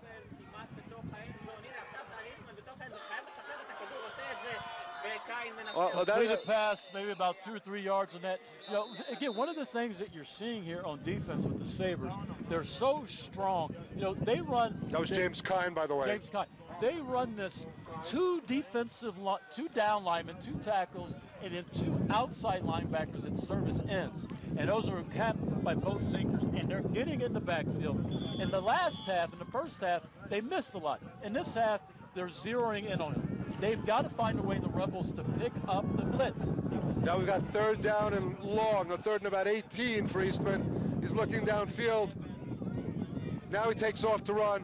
He's not going to go anywhere this time. They're wrapping up. And now we're going to see a definite punt by the Rebels. There's no chance for them to go for it in this play. Still lots of time left. We're over 2 minutes in the third quarter. Rebels are trailing by 6 points. They've got to get out of this field position. They are going to be kicking into the wind. And now Liran Zamir is going to try to boot the ball out of here. They're going to rely on his good kickoffs, and they're going to give him the punting responsibilities. He needs a big one here into the wind. And we have looks like Fudge returning for the Sabres. Gets off a decent kick, but the wind is holding it up. Fudge has the ball on the 20. He has a lane. He has a lane. He's on his feet still. What a return. Unbelievable. Unbelievable. Steve, I talked about it at the beginning of the game. Special teams staying in your lane to make the tackle. You cannot give a team like the Sabres all these open runs. You have got, and that comes down to coaching, execution, and football IQ. Special teams is bringing the Sabres, and not even bringing them in the game, it's breaking the game open. Yeah. The Rebels don't have an answer at this point. Tell you, it might have been a wise move to kick the ball towards the sideline rather than right down the center of the field. Fudge is just too good to give him an opportunity for a run back with plenty of time to look downfield and choose his spot. We had a 14-point shift in this game. 14-point shift is now 32-20. Sabres have taken the lead and have built on their lead, and it's now for the first time in the game more than a 1-score lead. We've got a 12-point lead for the Sabres, and they're looking to make it 14. Hakimi is looking for a receiver. He finds it. That was to a lineman, number 68, Matti Kraus, who's the kicker, yes. who was lined up as a receiver on that play. He got the extra point. The lead is now extended to 14 points, 34-20 for the Sabres. Are we now at a point where it's do or die for the Rebels? They've got to get something going on this next drive, otherwise game over. It's going to be very difficult for them. They still have not shown us that they can stop the Sabres, so they've got to put some points on the board themselves. I tell you, Steve, you know, this, as you said, this drive is going to decide this game right here for the Rebels. They have to put up points, and on defense, they have to do a better job of executing, wrapping up, and on special teams. Now, it looks like there was a penalty called because they're marking the ball from the 20. From the 20, yes. And he's kicking with the wind, so I would expect that this ball is going to be going out of the end zone. And it is. As you suspected.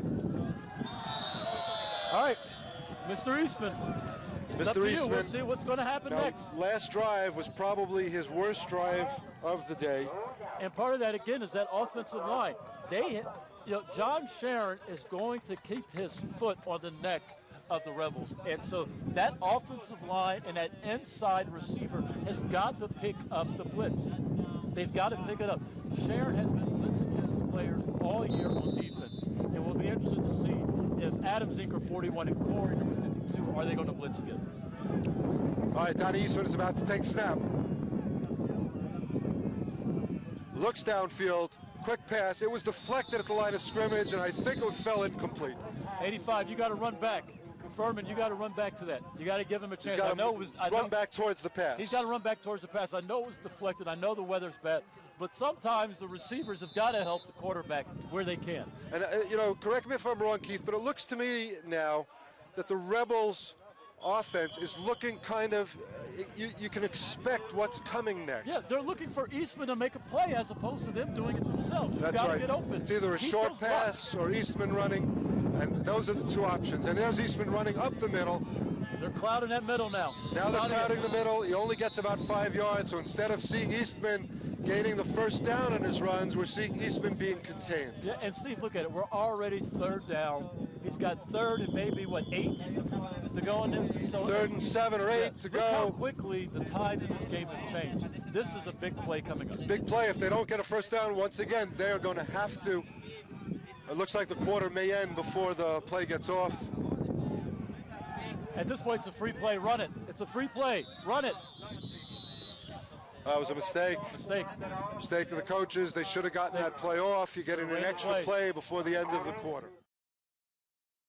What's this about? This is about changing baseball. Brooklyn Dodgers ain't changing our way of living. You want a player who doesn't have the guts to fight back?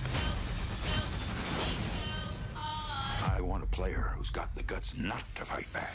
I father, I Brooklyn Dodger them. I Jack, I rob, I sin. Oh man, I'm Jackie Robinson. Maybe tomorrow we'll all wear 42.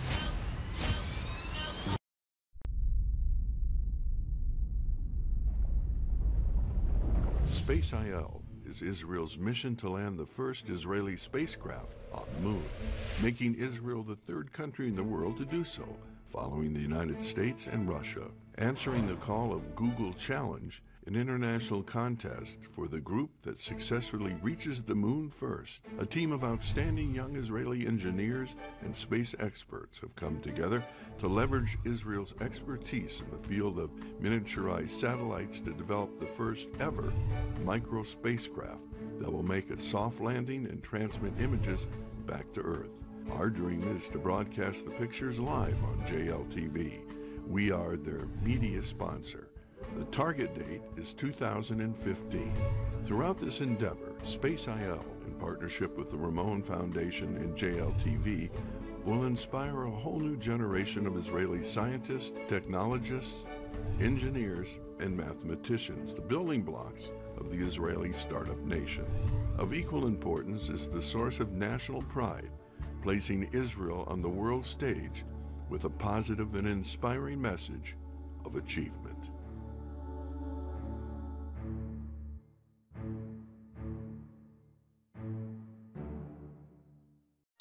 Please join us as we celebrate the kickoff of our JLTV Travel Club.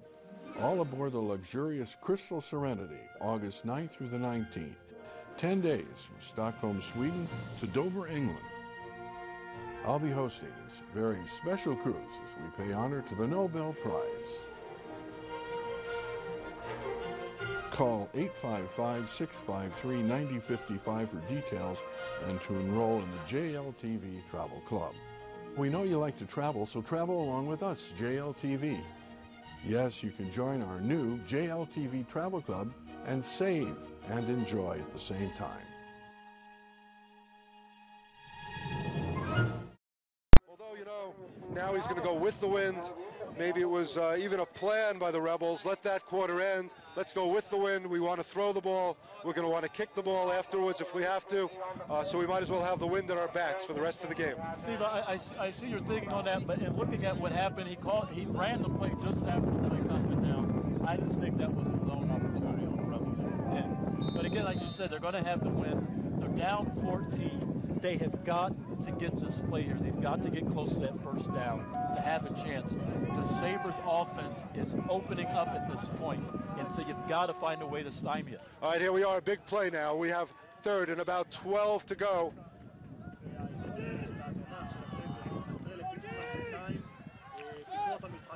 Eastman completes it. A great breaking of tackle. Wow! All the way down to the 20-yard line. Yards on that Takine. Again, Steve, we've talked about this on both sides. You can't go for the big hit every time.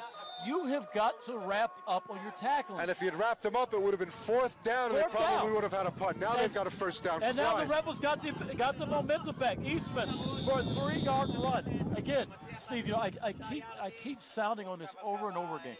Football is a game of inches and execution. And even if you're talented as the Sabres, you still got to do the little things. You got to wrap. They're looking for that big hit instead of the short tackle that would have made it fourth down. So that was Klein that had made that reception earlier, and Eastman is looking. A bad snap, but Eastman picks it up. He's looking for an open man in the end zone. Run the ball, son. He's got a few receivers open, and he throws it behind it, and it's intercepted. Out of bounds. Curran, interception. Why didn't he run the ball? They were obviously covered. He had an open lane. He should have taken the ball and run. He saw the man open. What he didn't see is the defensive player just waiting for the pass to come, just outside of his line of vision, and he did throw it to an open man. The receiver was there waiting, but the ball was intercepted, came under him. I remember we had a game decided that the first championship that was won by the Sabres, a very similar play in which Reshev made. Steve, it looks like we have a penalty on the Sabres. It will be first down. But it is still Sabres ball. Still Sabres ball. Okay, Steve, on that play, I see what you're saying, but the amount of time that he had, you've got to think there's someone around it. The Sabres have too many athletes on defense. He had open lanes on either side. When we look at this game and we look back, if the Rebels lose, they're going to come back to that play. He had an open lane. He should have taken it. All right, now it comes down to defense. Without question. Luckily, they're not dealing with the run back of that. It was brought back, so they only have the ball at about the 10-yard line. They've got to make a stop now. McDougal in the backfield. Again, the double reverse, a triple reverse, looking downfield for an open receiver. McDougal open. He breaks the tackle. What would you say? That's about 10, 15-yard gain by McDougal. Yeah, he's got his first down. So that was a triple reverse with a pitch back to the quarterback, and then looking downfield, really taking his choice of open receivers. By that time, the defense had broken down. The Rebels were scurrying around looking for who had the ball, and by the time they figured it out, the ball was already heading downfield. They're really lucky, actually, to hold him to only a 15-yard gain, because he had a receiver that could have been hit on this side of the field, on the left side of the field, that would have been open to go all the way for a touchdown. Steve, just looking at the body language of the Rebels on the sidelines, they're starting to feel that time is crunching down. They need a big play here on defense if they want to stay in this. Oh, we have a penalty on the play.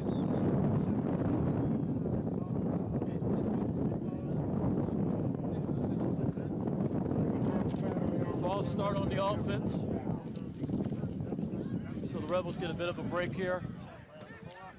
It'll be first and long. We're under 10 minutes, Steve, going from here. And if you're the Rebels, as I just said, you've got to find a way, either get an interception, get a big sack. You just feel that momentum has switched to the Sabres. So they need something to get their bodies, get their minds back into this game. Yep, the time is now becoming a factor. We're down to 9 minutes and 40 seconds remaining in the game. Hakimi is pulling out all stops now. That was actually a forward lateral. Unbelievable forward lateral. I tell you, John, it's amazing the plays that this They've got a man has in his playbook. He's got an extensive playbook. Got to hand it to John Sharon. He has by far and away the largest playbook in this league. He has a team that's disciplined. Even when they were down, they bounced right back. They were ready with I think 3 or 4 trick plays that I've seen by now, and they have all been executed correctly. And let's give it up to Hakimi as well. He's doing a great job with the pitch, commanding this offense. Again, when you see him, number one, he doesn't look like the biggest athletic specimen, but what he does well is avoid tacklers, and he knows this offense, and he executes it with the precision of a doctor. McDougall with the keep. Out of bounds. It looks like he pulled up a little bit. We'll see if he's okay. He's asking for it. He may have pulled a hamstring. Right? If Hakimi goes off, it'll be a big difference for Tel Aviv, although he's staying in the game. Yeah, McDougall's pulled up. McDougall is had a injured. Hamstring pull on that. He kind of pulled up on that run and went out of bounds. So Tel Aviv is calling timeout, a very smart move by John Sharon. Instead of going out disorganized, he knows that this is a key drive, because if he can get a first down, keep this drive alive, and score here, he's pretty much put the game away. He doesn't want to make any mistakes. He took time out. He's conferring with his club. He may have to do it now without McDougall. And here was the thing, you put in context John Sharon and his impact and legacy here in the Kraft family for the football league. This is his 4th straight championship game. They're going after their 3rd championship all time, and he's been the coach. This is his last year with the team. So they are putting it all on the line. And it's amazing to see these players play for him, to see this execution. But we still have 9 minutes left. It's third and about, is it 5, 3rd and 6? Third and about, I would say 4 yards to go. About 4 yards, so they still got to execute this. But again, you see the plays, you see the way they're playing. It's no coincidence that the Sabres are this good. I agree with you about John Sharon. He has really set a mark here, and there's nobody like him in this league. Hakimi is looking for a receiver. Bad angle from the defensive end. You open it up. He catches it down, first down. Just at the first down. That was number 27 for Tel Aviv. He's not listed in our roster. You know who number 27 is? I'm not sure. I know who 27 is. But I will tell you this, Steve, again, I'm always going to talk, and I'm a coach here as well as a player. I'm going to talk about the fundamentals. Privilov is the name. Number 70 came in too tight, and he didn't protect the outside. When you're coming in and you're blitzing in or you're in that defensive end, you want to hit the outside shoulder of the quarterback. So to prevent Hakimi from doing what he did when he spun around and there was no one else open. Gave Hakimi time to find the receiver. Another outside run, number 21 here. That was Amir Benvenisti, the first time we've seen him run today. He looked pretty good. Yeah, pretty good. Yeah. It was that for a first down? Looked pretty fast. He got a first down. First down it looked like we're down at about the 5-yard line. We'll have first and goal from about the 5.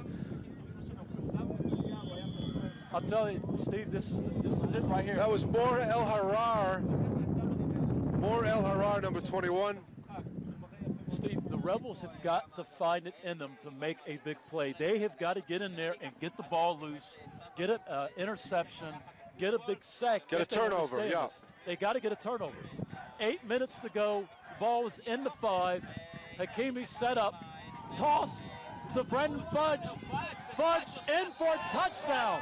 Touchdown, and I don't see a flag. It may stand. Yeah, there are no flags on the play. It is a touchdown. 38-20, 38-20 Sabres. At this point, it's going to be a monumental task for the Rebels to come back at this point. We got a 20-point lead, and they're going to look to make it a 22-point lead. Tel Aviv, Yafo, Sabres, 40. The Judean Rebels, 20. Keith, this game is not over yet, certainly, but it's looking very, very desperate for the Rebels. Desperate is an understatement. They have got to stop this two-point conversion, and they got to get a quick score if they want to stay in the game. Two backs in the backfield for the Sabres. Hakimi under center. He drops back. He's throwing it up. Jordan Curran wide open. There was miscommunication in the Rebels defensive backfield. You see number 34, I don't know who that is, and you see Danny Eastman saying, I had him. You've got to be disciplined. You've got to be disciplined. You got to know, are you in zone? Are you in man? Who's picked up who? That just put him over. Ladies and gentlemen, in my opinion, the game is over. And now we're up to a 22-point lead. The Rebels need something very, very quick to happen in order to turn around the momentum. And all of this comes back to the big play with Jonathan Curran on the opposite end of the field, where he broke 5 tackles for a 40-plus yard touchdown. One play has changed this game. Kick is out of bounds.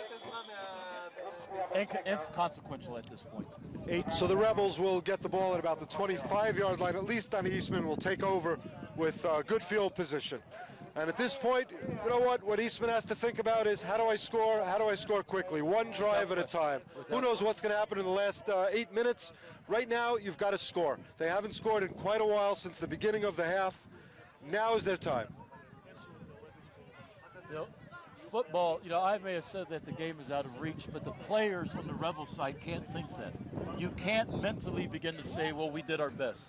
You have got to fight every play if you're in the game playing. And to this point, if you look at the body language of the Rebels, I just don't see it. They need to go up and they need to sustain a block, give Eastman time to make a play, either with the arm or with his legs.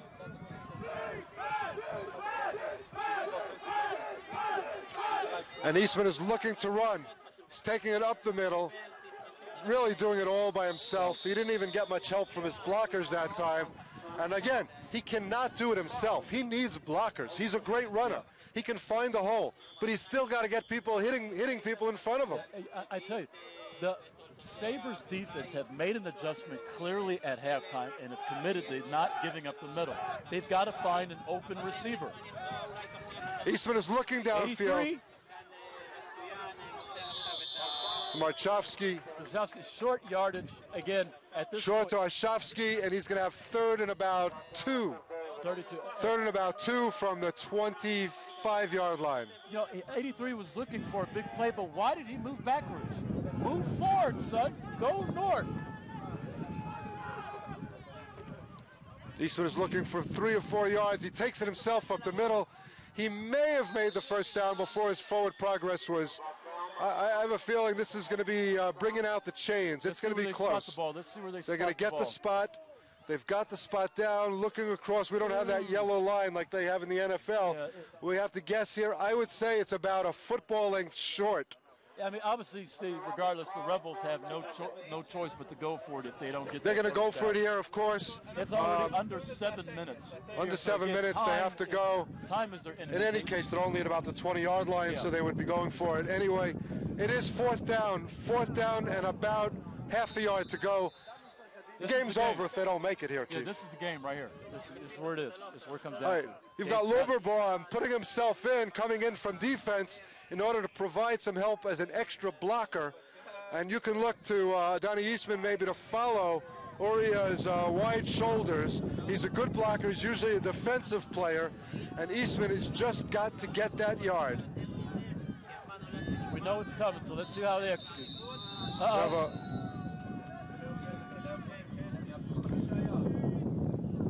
Delay of game on the offense. Now that changes things. Now it's going to be 4th and 6, Keith. 4th and 6 instead of 4th and 1. It's a whole different thing. You want to sit in? Okay, 4th and 6. Here we go. We're at 6 minutes and counting left in this game. It'll be interesting to see what they do. They seem to be reluctant to pass in the second half, so we'll see if Eastman takes the ball or do they find an open man somewhere. This is a huge play right here. They need 6 yards. Eastman is looking. He finds a receiver. It's thrown into the ground. He was under pressure. He didn't have anyone open past the end of the first down. He may not have had a first down anyway, ball is going back to the Sabres, and now, you know what, Keith? The Sabres should really start thinking about just running out the clock. Run out the clock at this point.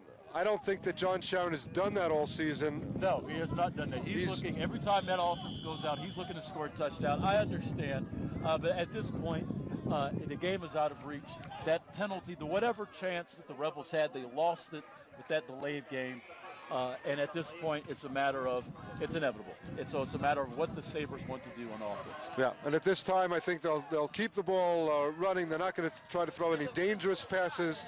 They're looking to just run the clock. Looks like they have a running game set up. Zinker, another broken, again, a great run by Zinker, but you have to ask yourself, Kowalski, number 41, had him lined up, didn't wrap up, and Zinker got a couple extra yards. Now, Yitz Kowalski, by the way, is a youngster. He is 18 years old. He was still eligible to play in the high school league this year. He's a great young kid. He's got a lot to learn, and tackling, effective tackling, is one of the things that you learn with time. And it's something, Steve, that all players in this league, as football grows, it's taken root here in Israel, it's the little things that are making the difference. Everybody, by the way, in town knows Kowalski's dad, who's the head doctor at the Terem Center. And Zinker's throwing the ball. An unbelievable pass. Zinker gets the ball for a run. He's stopped. He has the mental capability to look for the open man and throws it. And now he's entertaining the fans. That was a called play. And I think that, that's what Sharon has decided to do. Let's go out and have some fun. We've got 4.5 minutes left in the season in the Kraft Family IFL. Let's go have some fun. Let's see what we can do.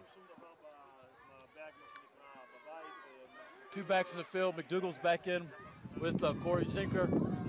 Hakimi under center. He's looking deep. Zinker's open. Hakimi's running the ball. Ran for a first down and then something. Again, I am amazed at his ability. Speaking about number one, the quarterback for the Sabres, his ability, Hakimi, to get open, to run. He's not fast, but what he does well is he's elusive. He keeps the ball. And you know what? How many interceptions has he thrown this year? Hardly any. How many fumbles does he have? What an amazing quarterback. And it just shows you when you have a high IQ, how far you can go in an amateur league like this. Hakimi, and he has so many weapons now. He didn't always have this many running backs and receivers, and so we haven't seen him run very much this game. Even beyond that, just his own skills. I mean, he's an excellent quarterback in this league, and is one of the many reasons why the Sabres are where they are. McDougal. It is a touchdown, but there is a penalty flag on the play. If it stands now, at this point, the game's getting away from the Rebels. We'll see what the call was. We'll see who the call goes against. Hakimi's talking to the ref, saying it's someone else's fault. Are they calling? Are they calling an illegal formation on the Sabres? They may not have had enough men on the line of scrimmage. All right, it looks like the penalty is on the Sabres. Illegal procedure, I guess, would be the call. Touchdown on that. You know, Steve, I'll be interested to get your opinion on this. Obviously, I'm here with Steve Leibowitz. Again, I'm Keith Noble, the Ramada Sharon Hammers. Steve, you're the president of American football in Israel. You've been here from the very beginning. I'd be interested to get your take. Where do you see the league moving forward from this game? Where are we at in terms of history, how we're going? What is the future for the Kraft family? It starts by talking about the Kraft family. I mean, Robert Kraft, the owner of the Patriots, is so key to our organization. He's behind us, and we want to take this and make it into one of the biggest sports in the country. We're hoping to build another facility, another sports field in the next year or two. We're hoping that the high school league will develop, and of course, the tackle league is developing. It's growing bigger every year. Keep me on the toss. Corey Zinker. That is Zinker. Right?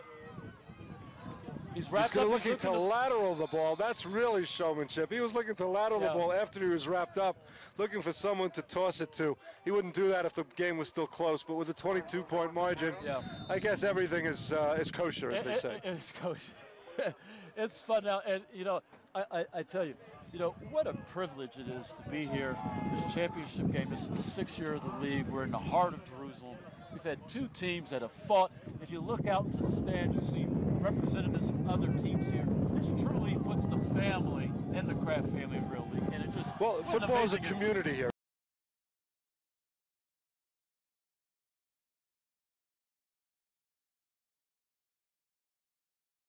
It's really a community.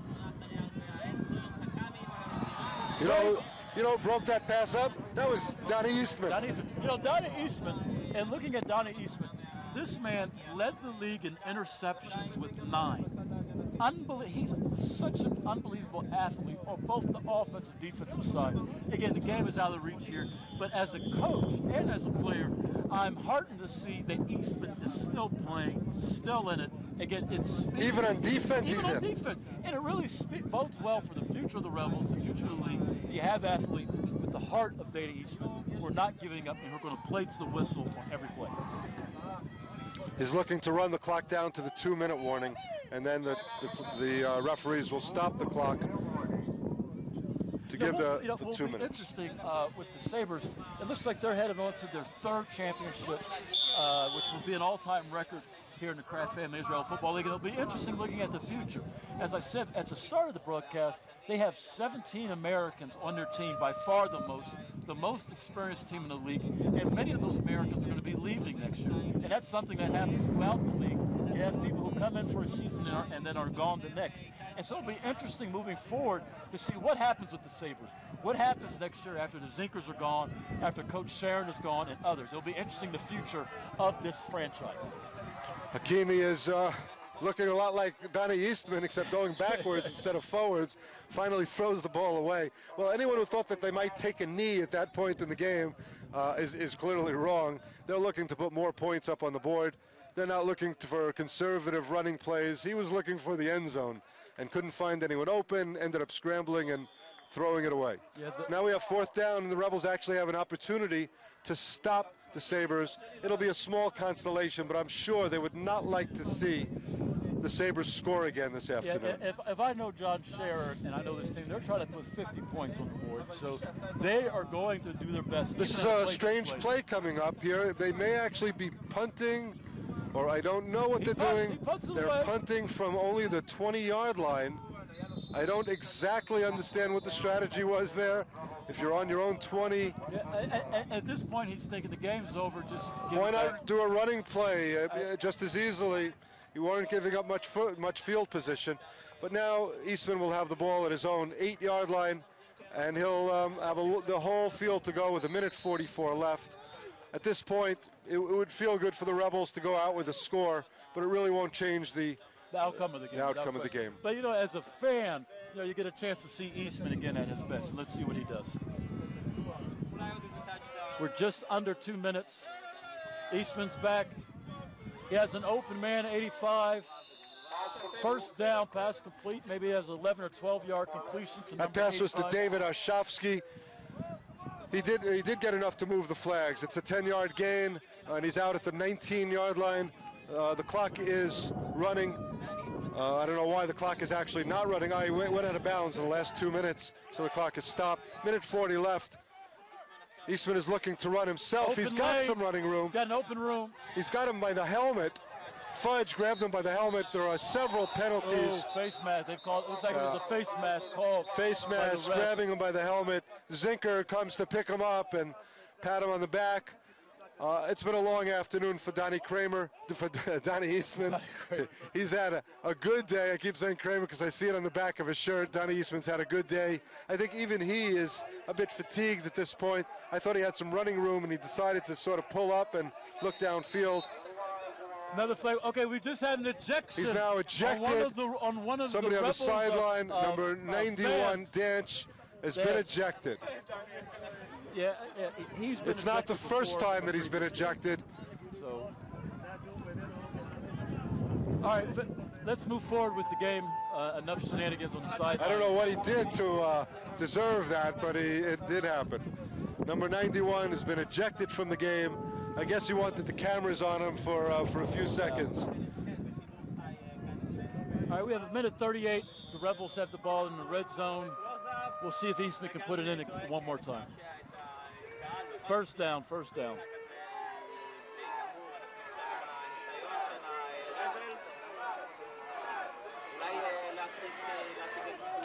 Eastman is looking downfield, throws it badly into the ground. I think that Adam Zinker may have gotten a hand on that. I think it may have been tipped. So out of deflection, we have second down from about the 18-yard line. 1 minute and 35 seconds to go. Tel Aviv, Yafo, Sabres 42, Judean Rebels 20. You know, the game has been a lot closer than the score indicates, although the second half, except for those opening minutes when the Rebels took the lead briefly, has been all Sabres. All Sabres. And again, it came down to that one play with Jonathan Curran. I think that Curran, despite Eastman's great play in the first half, I think Jonathan Curran may be up for his second MVP in the championship game. What a player. Interception. Hakimi is also should be in the running. Hakimi also. I mean, again, there's so much talent on there. But if I had to vote, I'd go with Curran. I mean, the kid, I mean, he's catching great balls, great interception, playing excellent on defense, had a great kick return as well. I just, all around, this is an amazing player. I mean, his family should be really proud of his efforts on here on the field. Overthrown into the end zone. It'll be 4th down, 1:26 to go. This could be the last play of the day for the Rebels. I don't expect that they'll get the ball back. No. This is just, I think, the good time to say one last time that Donnie Eastman is a tremendous athlete, a tremendous young man, only 18 years old. He was drafted into a combat unit in the Israeli army only 3 days ago. The army let him out to come here today and to be part of this game. Sunday morning, he'll be back with his armor unit in basic training. This is a tremendous athlete for the state of Israel. He's looking for the end zone. He's got the ball himself. He may take it himself. He's looking to get a first down at least. I think he's short of a first down, and that could be the end of the game as far as the Rebel offense is concerned. If he didn't make a first down, I expect that even John Sharon will knee out the ball from this point on. Yeah, you got to hope so at this point. The game's over. His legacy is secured. The Sabres are going to be the first undefeated It is a team. first down, Keith. A first We down. will get to see Donnie Eastman just a few more plays. They're calling timeout. The Rebels are calling timeout at this point. I guess they have no reason to save the timeouts right now. They're looking, they want to score before this game ends. They'd like to go out with a good feeling. They've had a tough second half, and I know that they're a very proud team. John Sharon just got called. I hate to interrupt you, Steve, but it looks like John Sharon just got called for another flag. He was arguing with the ref about something.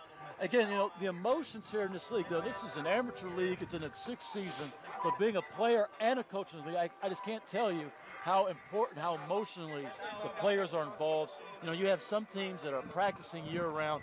Everyone wants to look good. You want to execute. You want to do your best. They're not getting played.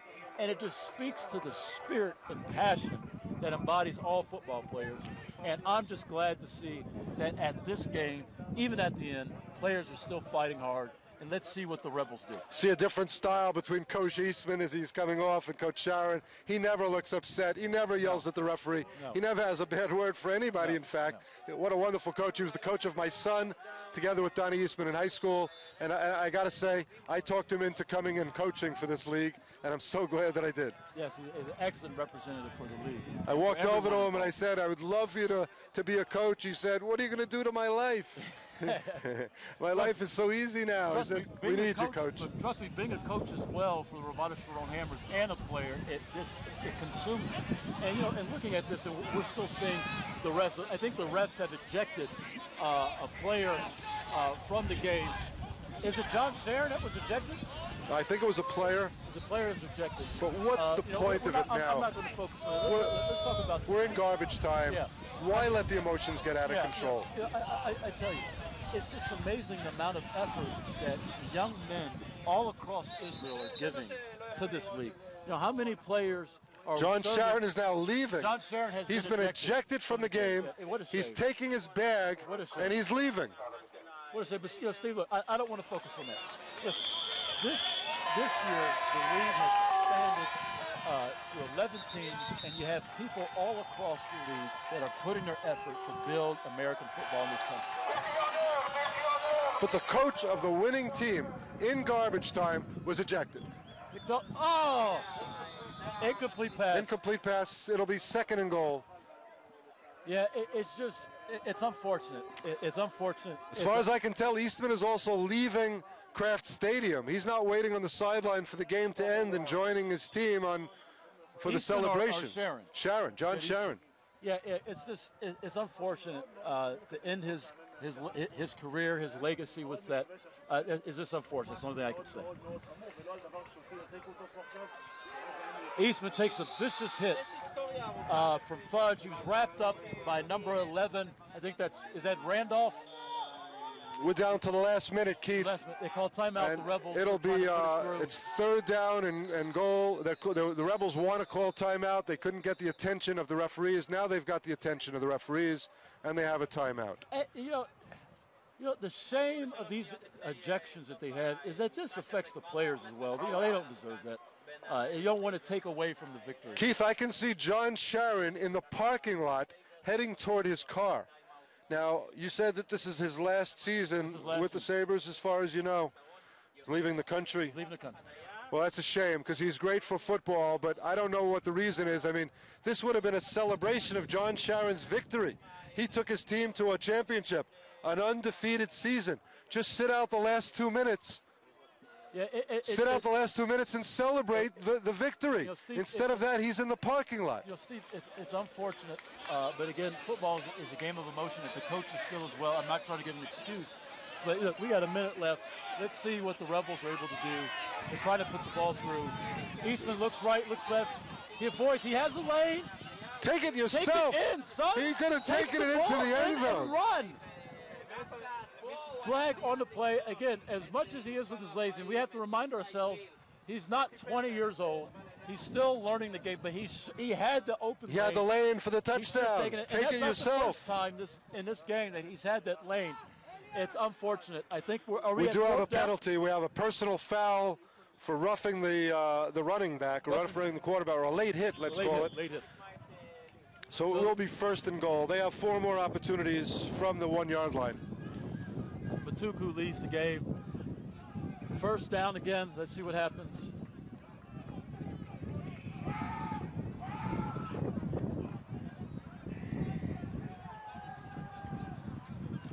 Eastman taking it himself.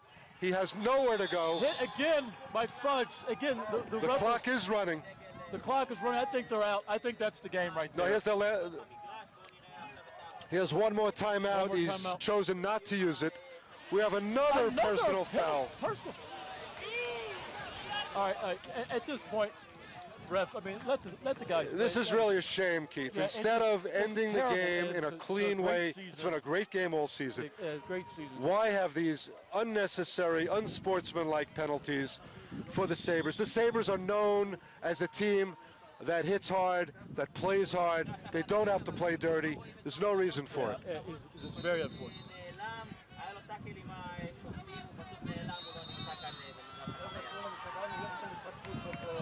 All right, 1st down, short distance. Again, why is Eastman not taking the ball under center? Run! He's running to the left. Touchdown. Touchdown, Rebels. Touchdown, Rebels. Well, you know what? They deserve that score. They'll go out with a good feeling. 26-42. We'll see if they convert the 2-point conversion. But again, Steve, you know, they made. That was James Kine with the touchdown. Kine's had an excellent game. He's had a good game. But I still don't understand why Eastman's not running, finishing off. I mean, you take what the defense gives you. You know, maybe at that point he wanted to involve his receivers more, give somebody a chance to get a score. I completely understand, but you take the sure thing. You take what they give you, and I'm just surprised he's not running more. He's looking for the 2-point conversion now. Look to your left. You have a wide open lane. He has a lane to run. He's looking for someone open. Cut back.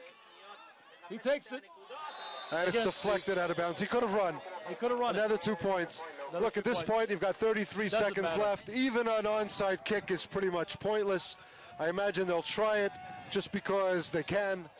But with 2 scores down and 33 seconds remaining, clearly this game is over. The Rebels are organizing very quickly. They're hoping to catch the Sabres off guard, but the referees aren't ready. The referees aren't going to allow that. They're going to wait until everyone is lined up. They're going to blow the game in. They're going to whistle the game in. They're not going to allow it to be ended this way. John, I tell you, Steve, despite all these terrible penalties on sportsman-like activities in the season, I really, my hat's off to Brandon Dool, his first IFL championship. Hats off to Corey and Adam Zinker, their second. Zinkers are some good ball players. Great ball players. And they've got some guys from overseas that are tremendous players. Just great Jewish Americans here living their dream, playing football. He got it. Whoa, he got a good opportunity to get it. Had a good chance to get it. He got a hand on it. Kudos to Brandon Fudge and all these great players that the Sabres have had. An unbelievable season, unbelievable way to cap it off. That was Saeed Abulafi. I guess he's taking over for John Sharon. He ran over to give instructions. I hope his instruction was very simple. It's called 3 words. Take a knee. Take a knee. End this game in a good way. Let everyone and then let the celebrations begin. It's been a great season of the Kraft Family IFL. Let's end it here with some good sportsmanship. Yeah, and the Rebels, again, have nothing to keep their heads down. This is a team that lost 5 games in the regular season as they were trying to find their identity. They won a great victory against Tel Aviv Pioneers, battling back, and so they kept it close in the first half. He decided to fake it. He decided to go for a touchdown anyway. Instead of good sportsmanship of taking a knee, he lined up as though he was going to take a knee and faked it to go for the touchdown. That is terrible, terrible sportsmanship. I have to say, that's going to make nobody want to shake hands with them after the game. That is just in bad, bad taste. And someday the situation will come where a team is going to have an opportunity to do it to the Sabres, and they're going to take that opportunity, and it'll be payback time, and they'll deserve it. That was terrible. I can't condone that. There's nothing to be proud about on that. That was a terrible, terrible move. That was unsportsman. I mean, there's no play for that. That's just simply, I'm sorry, I'm going to go, I'm a diplomat by trade, but I'm going to go as far as say that was classless. It lacks class. There's no call for that. Just no call for it. Just terrible. I understand that the Sabres want to have this bad guy image. I understand that, but that was just classless. It reflects negatively on all Sabres. And I could see the way that they're celebrating it as though we don't really care what anyone thinks. We don't care about sportsmanship. We're just going to do what we want. That was unfortunate. But it is what it is. It is what it is, ladies and gentlemen. And that's why, as a coach, if I was coaching the Rebels and I'm looking at this, you don't allow a team to get like that. You got to stop them when they line up. Hopefully, if they had a coach who was, there and more mature, they would not have done that. And it's just unfortunate. No, the Rebels were not lined up really for defense. There was going to be a knee taken. The game was going to be over, and that would have been it. It's ridiculous.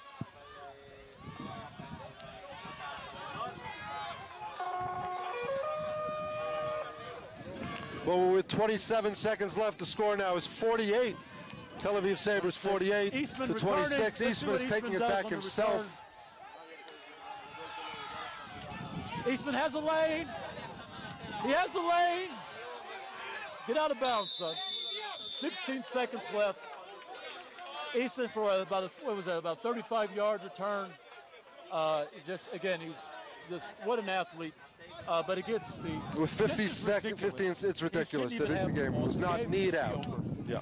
And it's just again unfortunate, and I hate saying that, but it's just unfortunate, and it's just, and already I'm getting calls from other people in the league talking about just how upset they were with that last call. I can see the Facebook page now. The talkbacks are going to be mighty nasty about how the Sabres chose to end this game. And the Sabres and the Rebels, look at that, getting their fans.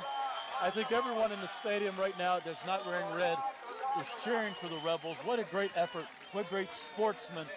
Again, they're not going to win the game, but they have nothing at all to be.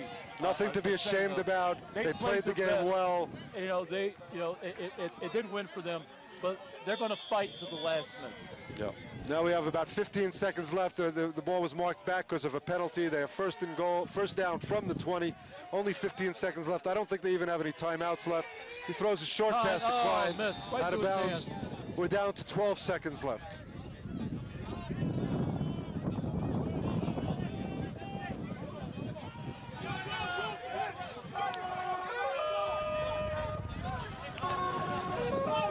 Well, unlike the Sabres, the Rebels should be going for it because that's what an offense does when you have the ball, even if you're behind. Down. Yeah, obviously, but it's just, again, Steve, what a shame. Just what a shame. Well. What a shame.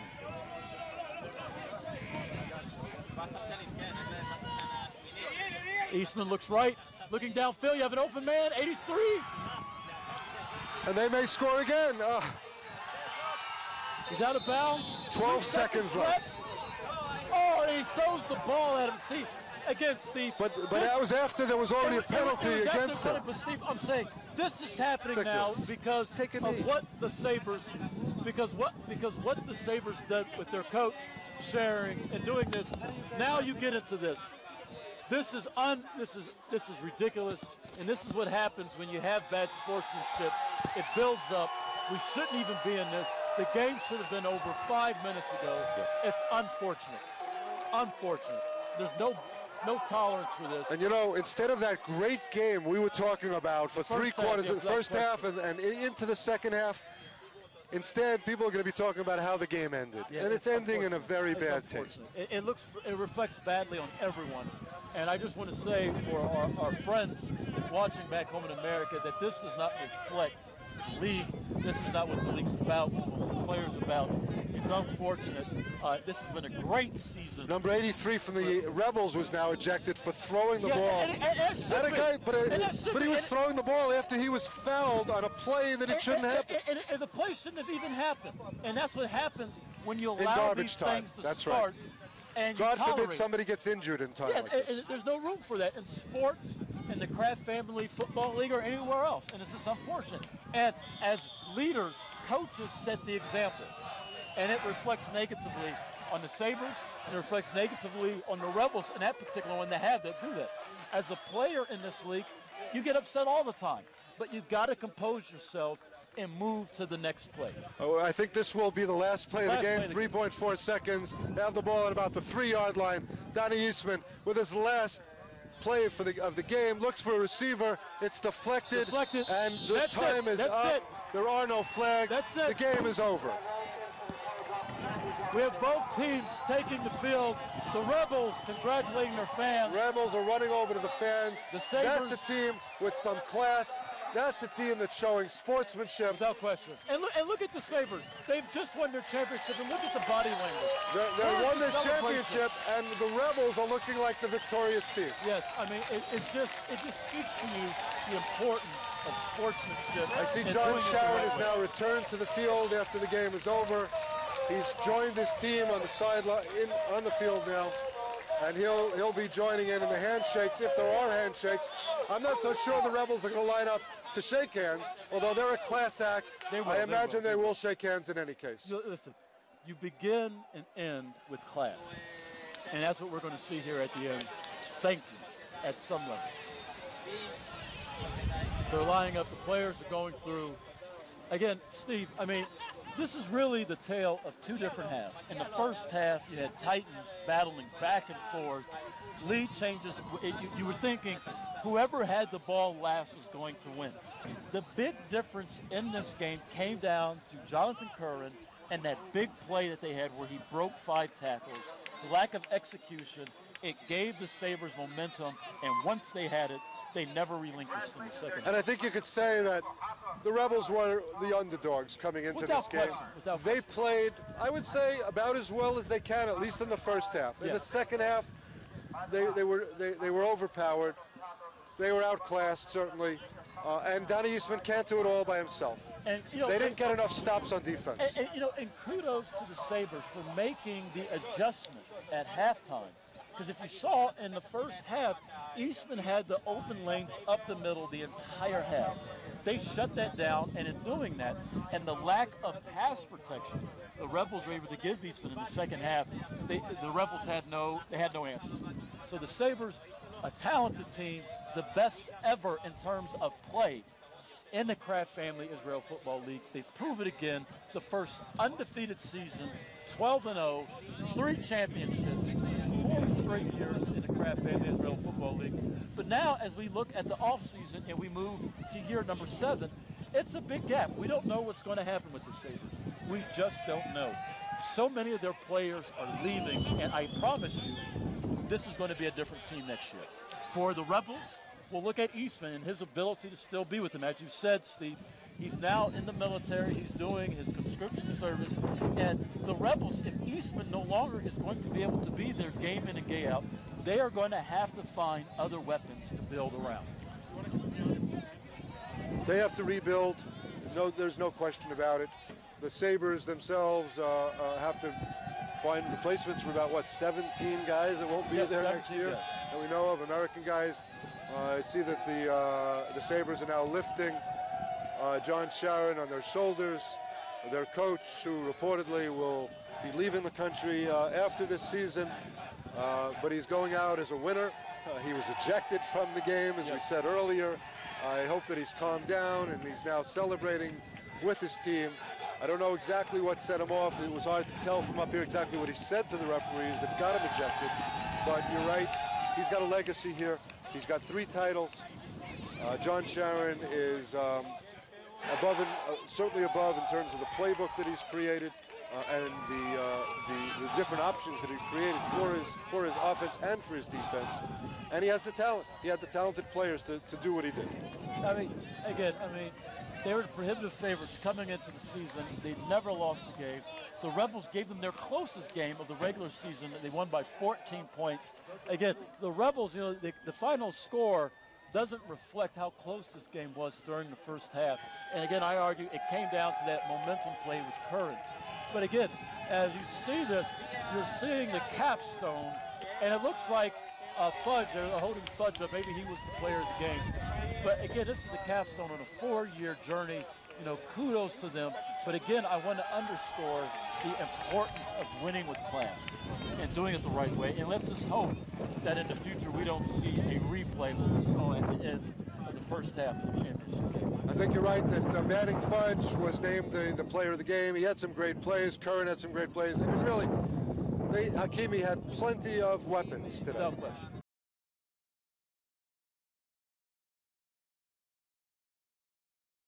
Without question. I mean, what you're saying here, this was the Dallas Cowboys of the 70s.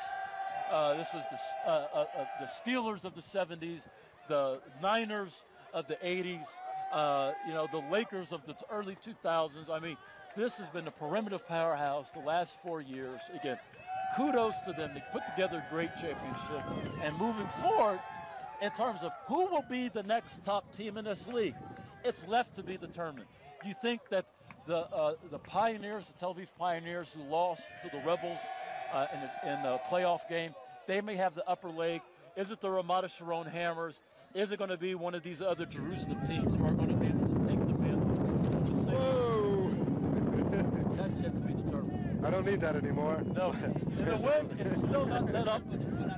We've seen the ceremony. The Sabres are the champions. Steve, do you have any last words for our audience back in America about this game and about the league? Look, football has arrived in Israel. I think all of you that watch this game can tell that. We have a great flag program. We're going to be hosting the World Championship in flag football in 2014. We have a growing tackle program with high school teams. The high school league's going to be growing.